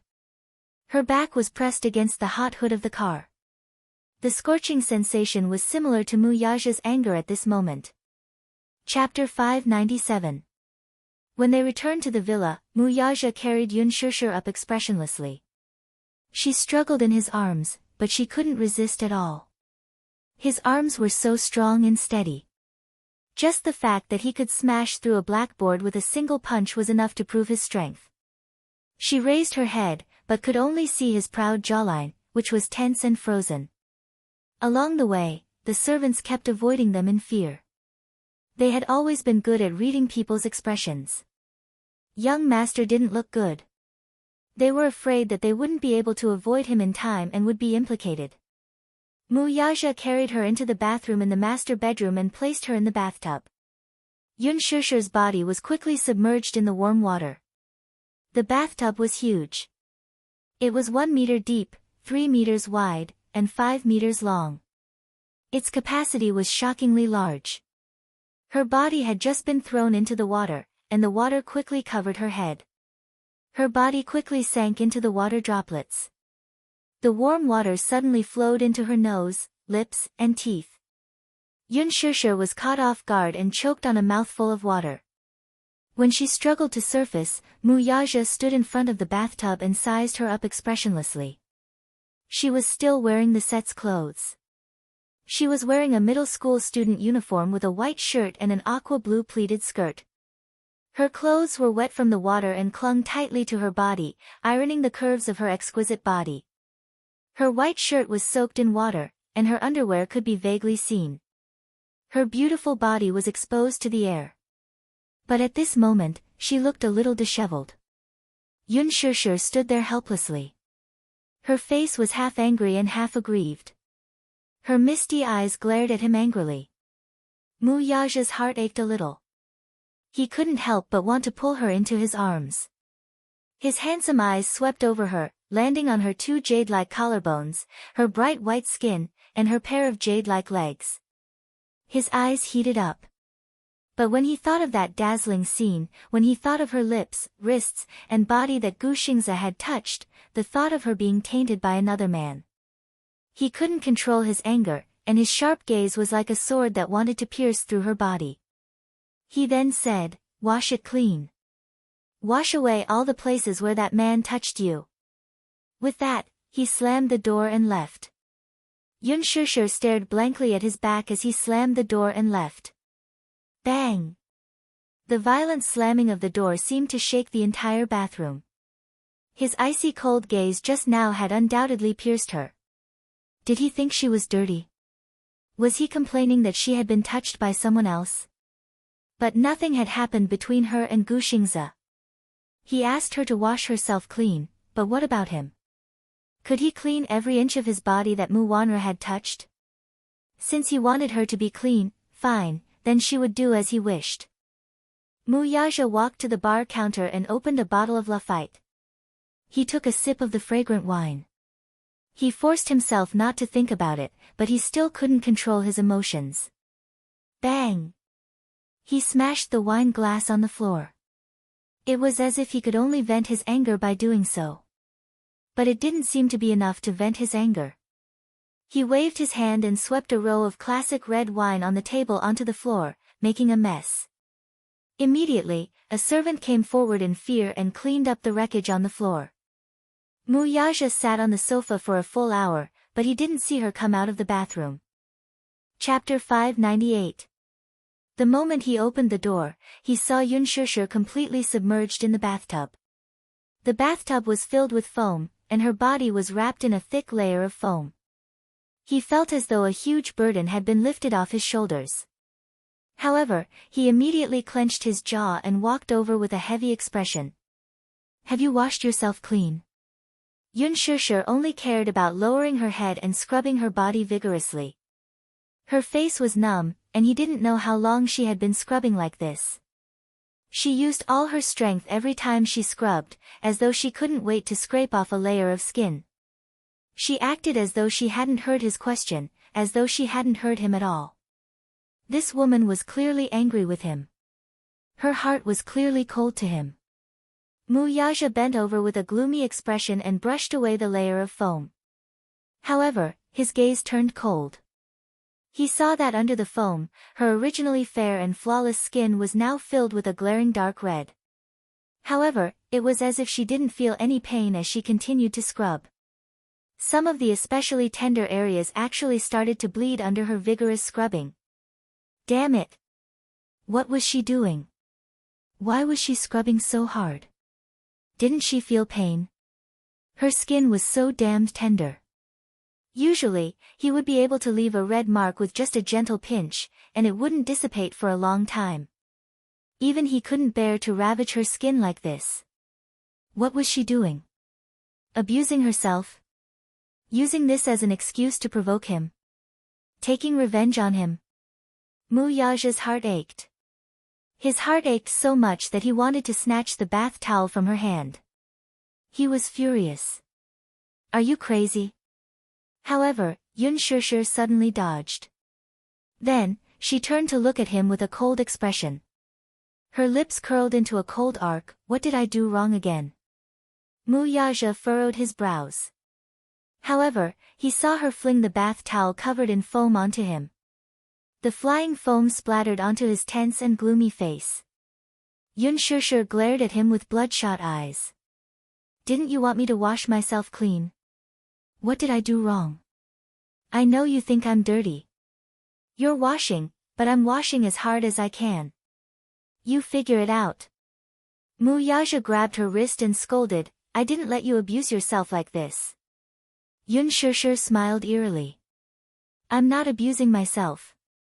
It's just that if I don't wash myself like this, how can I wash myself clean? Her words were getting more and more infuriating. He warned her not to try to provoke her. But what about him? Wasn't every word he said trying to infuriate her? Stab her? Humiliate her? She despised every part of him that Mu Wanra had touched. Would he wash it clean? Yun Shishir rubbed more body wash. The bottle of body wash, which was originally full, was now empty. Since he wanted her to wash herself clean, she naturally had to make herself clean. Mu Yaja frowned and was filled with anger by her. At the moment, he had to endure it and picked up the bath towel to wipe her body. However, Yun Shishir pushed him away fiercely. Don't touch me. Mu Yaja's face darkened. However, he saw her glaring at him fiercely. Every inch of his body was filled with disgust. Don't touch me. You despise me for being touched and dirty. I despise you for being touched and dirty by other women. Yun Shishir snatched the bath towel from his hand and sneered coldly. Please wash your body clean before touching me. You're a germaphobe, but I'm one too. What do you mean by that? Mu Yaja's face was filled with anger. Chapter 599. She didn't give him a good look either as she returned the favor. Mu Yaja's face turned cold. He stretched out his long arm and turned her shoulders over. Speak. What did you mean by what you said just now? I don't mean anything else. I just think you're dirty. Yun Shishir glared at him and said coldly, I'm not done yet. Please get out. You're not going to speak. Yun Shishir continued to scrub her body, treating his words as air. The man lost his patience in the end. He pulled her into his arms and drained all the foam in the sink. He turned on the shower and started to scrub her body. Yun Shishir pushed him, and water splashed all over him as she struggled. Muyaja wouldn't allow her to mess around, so he pressed her heavily into the bathtub and clamped her wrists tightly with one arm. In this way, she completely lost the ability to resist. The water quickly filled up, and he changed the tub of warm water again. Muyaja patiently helped her wipe her body. Yun Shishir couldn't break free from him, so she gave up struggling and let him wipe all the foam off her body. He lowered his head and saw her stubborn face. On her fair face, her eyes were misty and her red lips were pursed into a line. Even when he was wiping her, he didn't know what to do and hurt her, but even so, she didn't make a sound. She was as stubborn as an injured little beast. It was as if she was suppressing herself and isolating herself from the world. However, she didn't think about who was the one overturning the world at this moment. He was displeased by her indifference. Muyaja pinched her chin and asked her, "Are you angry?" Yun Shishir pursed her lips and didn't say anything. She ignored him and ignored him. No matter how many times he repeated himself, she turned a blind eye and treated him as air. She ignored him. Muyaja sneered. He wanted to see how long she could stand it. Yun Shishir closed her eyes tightly, but she suddenly felt a strange sensation coming from a certain part of her body. She was shocked and her body shivered. However, he didn't allow her to escape and easily held her in his arms. Yun Shishir glared at him angrily, her eyes red. Muyaja pressed her under his body. Just one arm pressed on her shoulder, and it was as if she was nailed. The difference in strength between the two of them was too great, and she couldn't fight him at all. She stared straight at him, watching as he took off his shirt with one hand and pressed his body down heavily. His thin lips sealed her tightly pursed lips. No matter how she tried to dodge, he had the ability to subdue her. The showerhead was still spraying water. They let the warm water submerge their bodies. Muyaja pressed his lips against hers, unscrupulously and fiercely taking her. At first, she tried her best to endure and bite the root. Even if he was ruthless, she didn't make a sound. But Muyaja clearly wanted to torture her. She couldn't suppress the surging emotions in her body anymore. She couldn't help but moan and sink in it. Muyaja. She called out his name and made her last weak resistance. She reached out to push his shoulder, but he grabbed her hand. He looked down and sucked on her jade-like white fingertips. Gradually, his movements were no longer rash and gradually became gentle. Chapter 600. He carried her out of the bathroom. In the huge bedroom, he dominated the world. They spent the whole night together. He didn't remember how long it had been since he last touched her.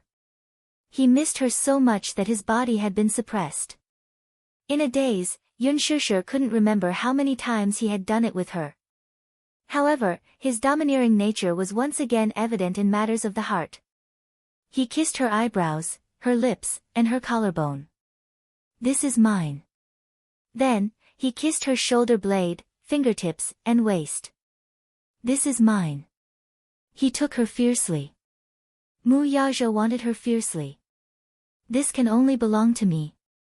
It was as if he wanted to carve his name, his breath, and his brand on her body. "Yun Shishir, every inch of your body is mine." Yun Shishir suddenly cried and complained uncontrollably. "What about you? Do you belong to me?" Muyaja paused in his actions as he looked at the woman who had suddenly burst into tears. "Do you belong to me here?" She touched his lips. "Do you belong to me here too?" She stroked his chest. "Did you say these words to Muwanru? Did you kiss her lips and want her like you want me? If I'm yours, what about Muwanru?" He was jealous. How could she not be jealous? He was mad with jealousy. How could she not be mad with jealousy? They were not equal. How could he ask her to belong to him completely? At dawn, Muyaja went into the bathroom to take a shower. Wearing a bathrobe, he walked slowly to the window and lit a cigarette expressionlessly. With the sound of the lighter, the mellow smell of burning tobacco filled the room. He stood in front of the floor-to-ceiling window. A wisp of pure and thick smoke dispersed from between his lips. Through the reflection of the window, the person on the bed was curled up helplessly in a deep sleep. He walked to the bed and sat on the edge. He lowered his head to look at her sleeping face. Even in deep sleep, her delicate eyebrows were still tightly knitted. Her black hair was scattered around the pillow, contrasting with her fair skin. She was inconceivably beautiful. He had done it a few times. Perhaps it was too hard, so her face was full of exhaustion. Mu Yaja reached out and lifted a strand of her hair. He lowered his eyes and sniffed the fragrance of her hair. Taking a deep breath, his handsome eyes suddenly opened slightly. Her words rang in his ears. You want me to belong to you. Do you belong to me too? If I'm yours, what about Mu Wanru? Does she belong to you too? Do you belong to her too? With his keen intuition, he guessed that something must have happened during this period of time. Mu Wanru. Did Mu Wanru tell her something? It was just a guess. Before she left the country, he had specially assigned a group of bodyguards to protect her no matter where she went. According to the report, she had been filming for the past few days and had not had much contact with anyone else. When Yun Shishir woke up, the sun was already high in the sky. The curtains were tightly drawn, and the thick darkness in the bedroom was almost suffocating. There was no one beside the bed. Holding her groggy head, she sat up on the bed and lifted the blanket. She had unknowingly changed into a bathrobe and her body had been meticulously cleaned. Chapter 601. Yun Shishir heaved a sigh of relief. She struggled to move her body, only to realize that her thighs were sore and swollen. Why did it hurt so much? Memories of their passionate night came back to her, and her face turned red all the way to her ears. She frowned and tried to move her thighs. She lifted the blanket and got off the bed. Only then did she realize what it was, and her legs went weak. Her whole body felt like it was falling apart, and she could barely stand. She held on to the bedside table and took deep breaths to calm her heartbeat. She then walked into the bathroom to wash up. From the corner of her eye, she caught a glimpse of the red hickeys on the back of her neck in the mirror. She lifted the collar of her bathrobe and saw that her collarbone and body were covered in crisscrossing hickeys. It was a ghastly sight. This man was extraordinarily domineering in bed. After Yun Shishir got dressed and washed up, she opened the bedroom door. Outside the door, a row of servants stood respectfully and reverently, their expressions respectful. Miss Yun, good morning. Their simultaneous greetings gave her a fright. Yun Shishir was stunned for a moment. She looked around and saw a row of uniformed servants standing by the door with respectful and courteous smiles on their faces. You all. Yun Shishir put her hands behind her back uneasily. She subconsciously clutched her collar in an attempt to cover up the hickeys he had left on her body. Young master has gone out. Lunch is ready for you. Sitting at the dining table, Yun Shishir looked at the sumptuous spread on the table. Even though it looked, smelled, and tasted good, she was not in the mood to taste it. It was as if she was chewing on wax. The Mu family. Mu Yaja had just entered the house when he saw Mu Xing sitting on a chair with a cane. Mu Wanru was standing beside him, gently massaging his shoulders. Seeing him return, Mu Xing's face darkened instantly. His face was ashen, and his gaze, as sharp as an eagle's, landed on him. It was frightening. Mu Yaja curled his lips. Grandpa. Mu Xing was inexplicably furious. He slammed his cane on the table, and a violent aura rushed toward him. Do you still see me as your grandfather? Mu Yaja stood at the door and glanced at Mu Wanru from the corner of his eyes.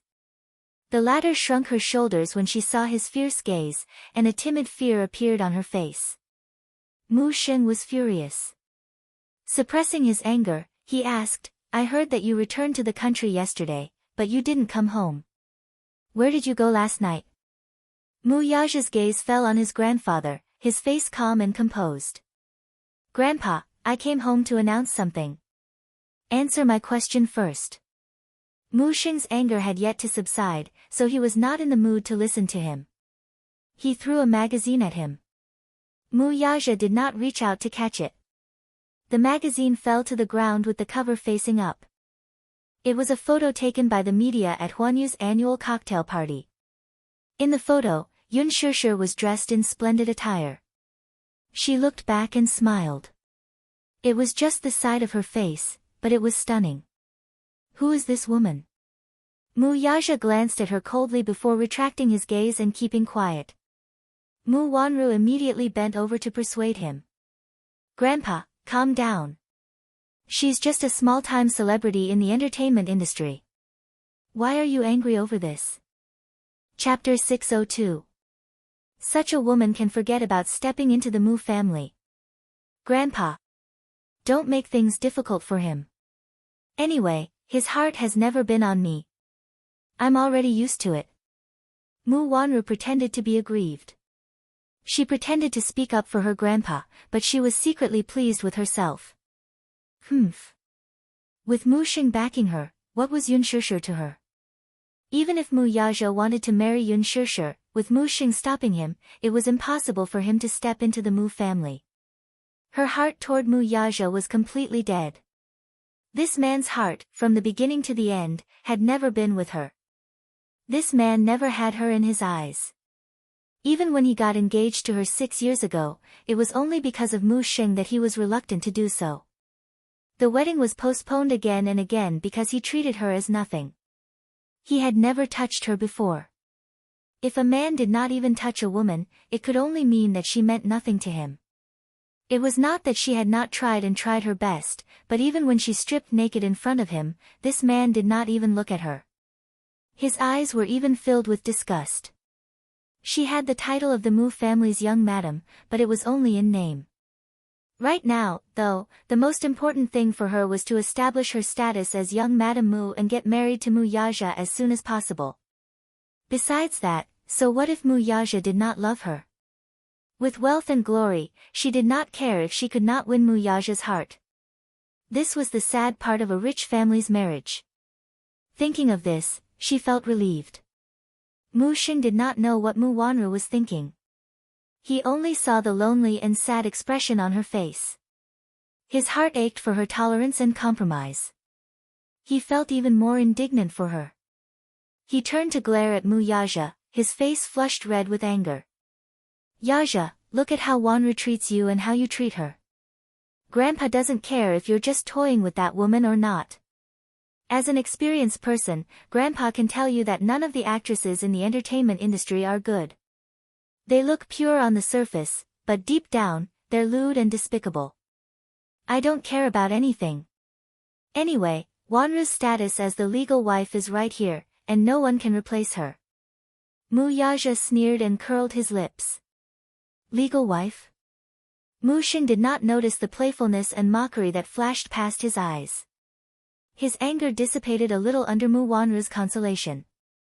Calmly, he said, if you like any woman, even if you want to marry her as your second wife, Grandpa won't have any objections as long as the girl's family background is clean.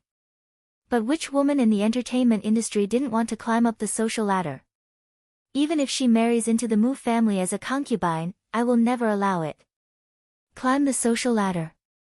Yun Shishir needed to be rich.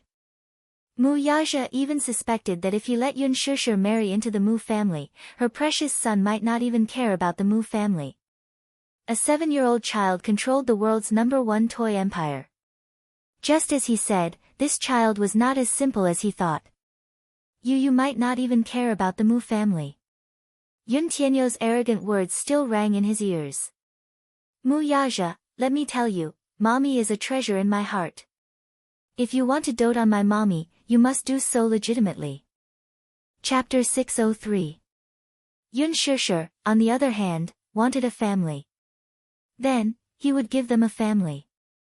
A family of 4 with him, her, and 2 children. His son was more outstanding than him. At a young age, he already had a net worth of hundreds of millions. The Mu family was nothing to him. Mu Yaja's thin lips parted slightly, and his words were as cold as ice. Grandpa, I think you're mistaken about something. Hearing him speak, the old man was baffled. His eagle-like eyes narrowed as a strange feeling arose in his heart. What do you mean? What did I get wrong?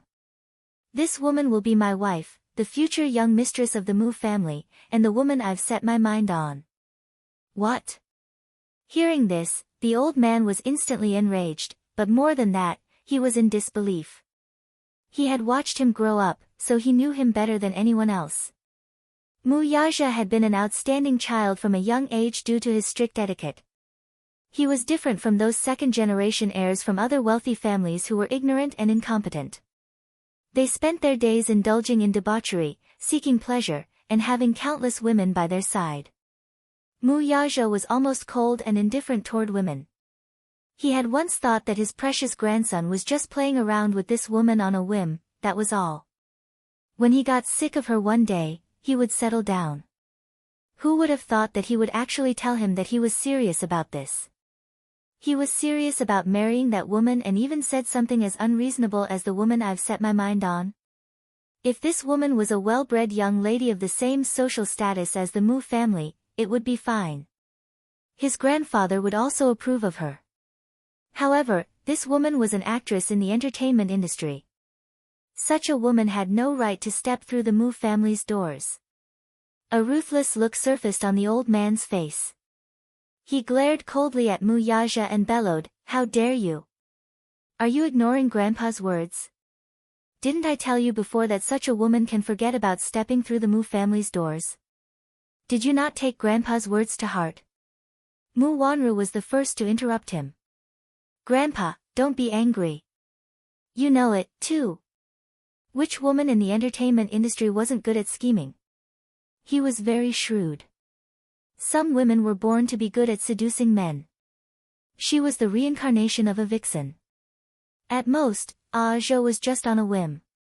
Even if he wants to marry that woman and make her his concubine, I will agree.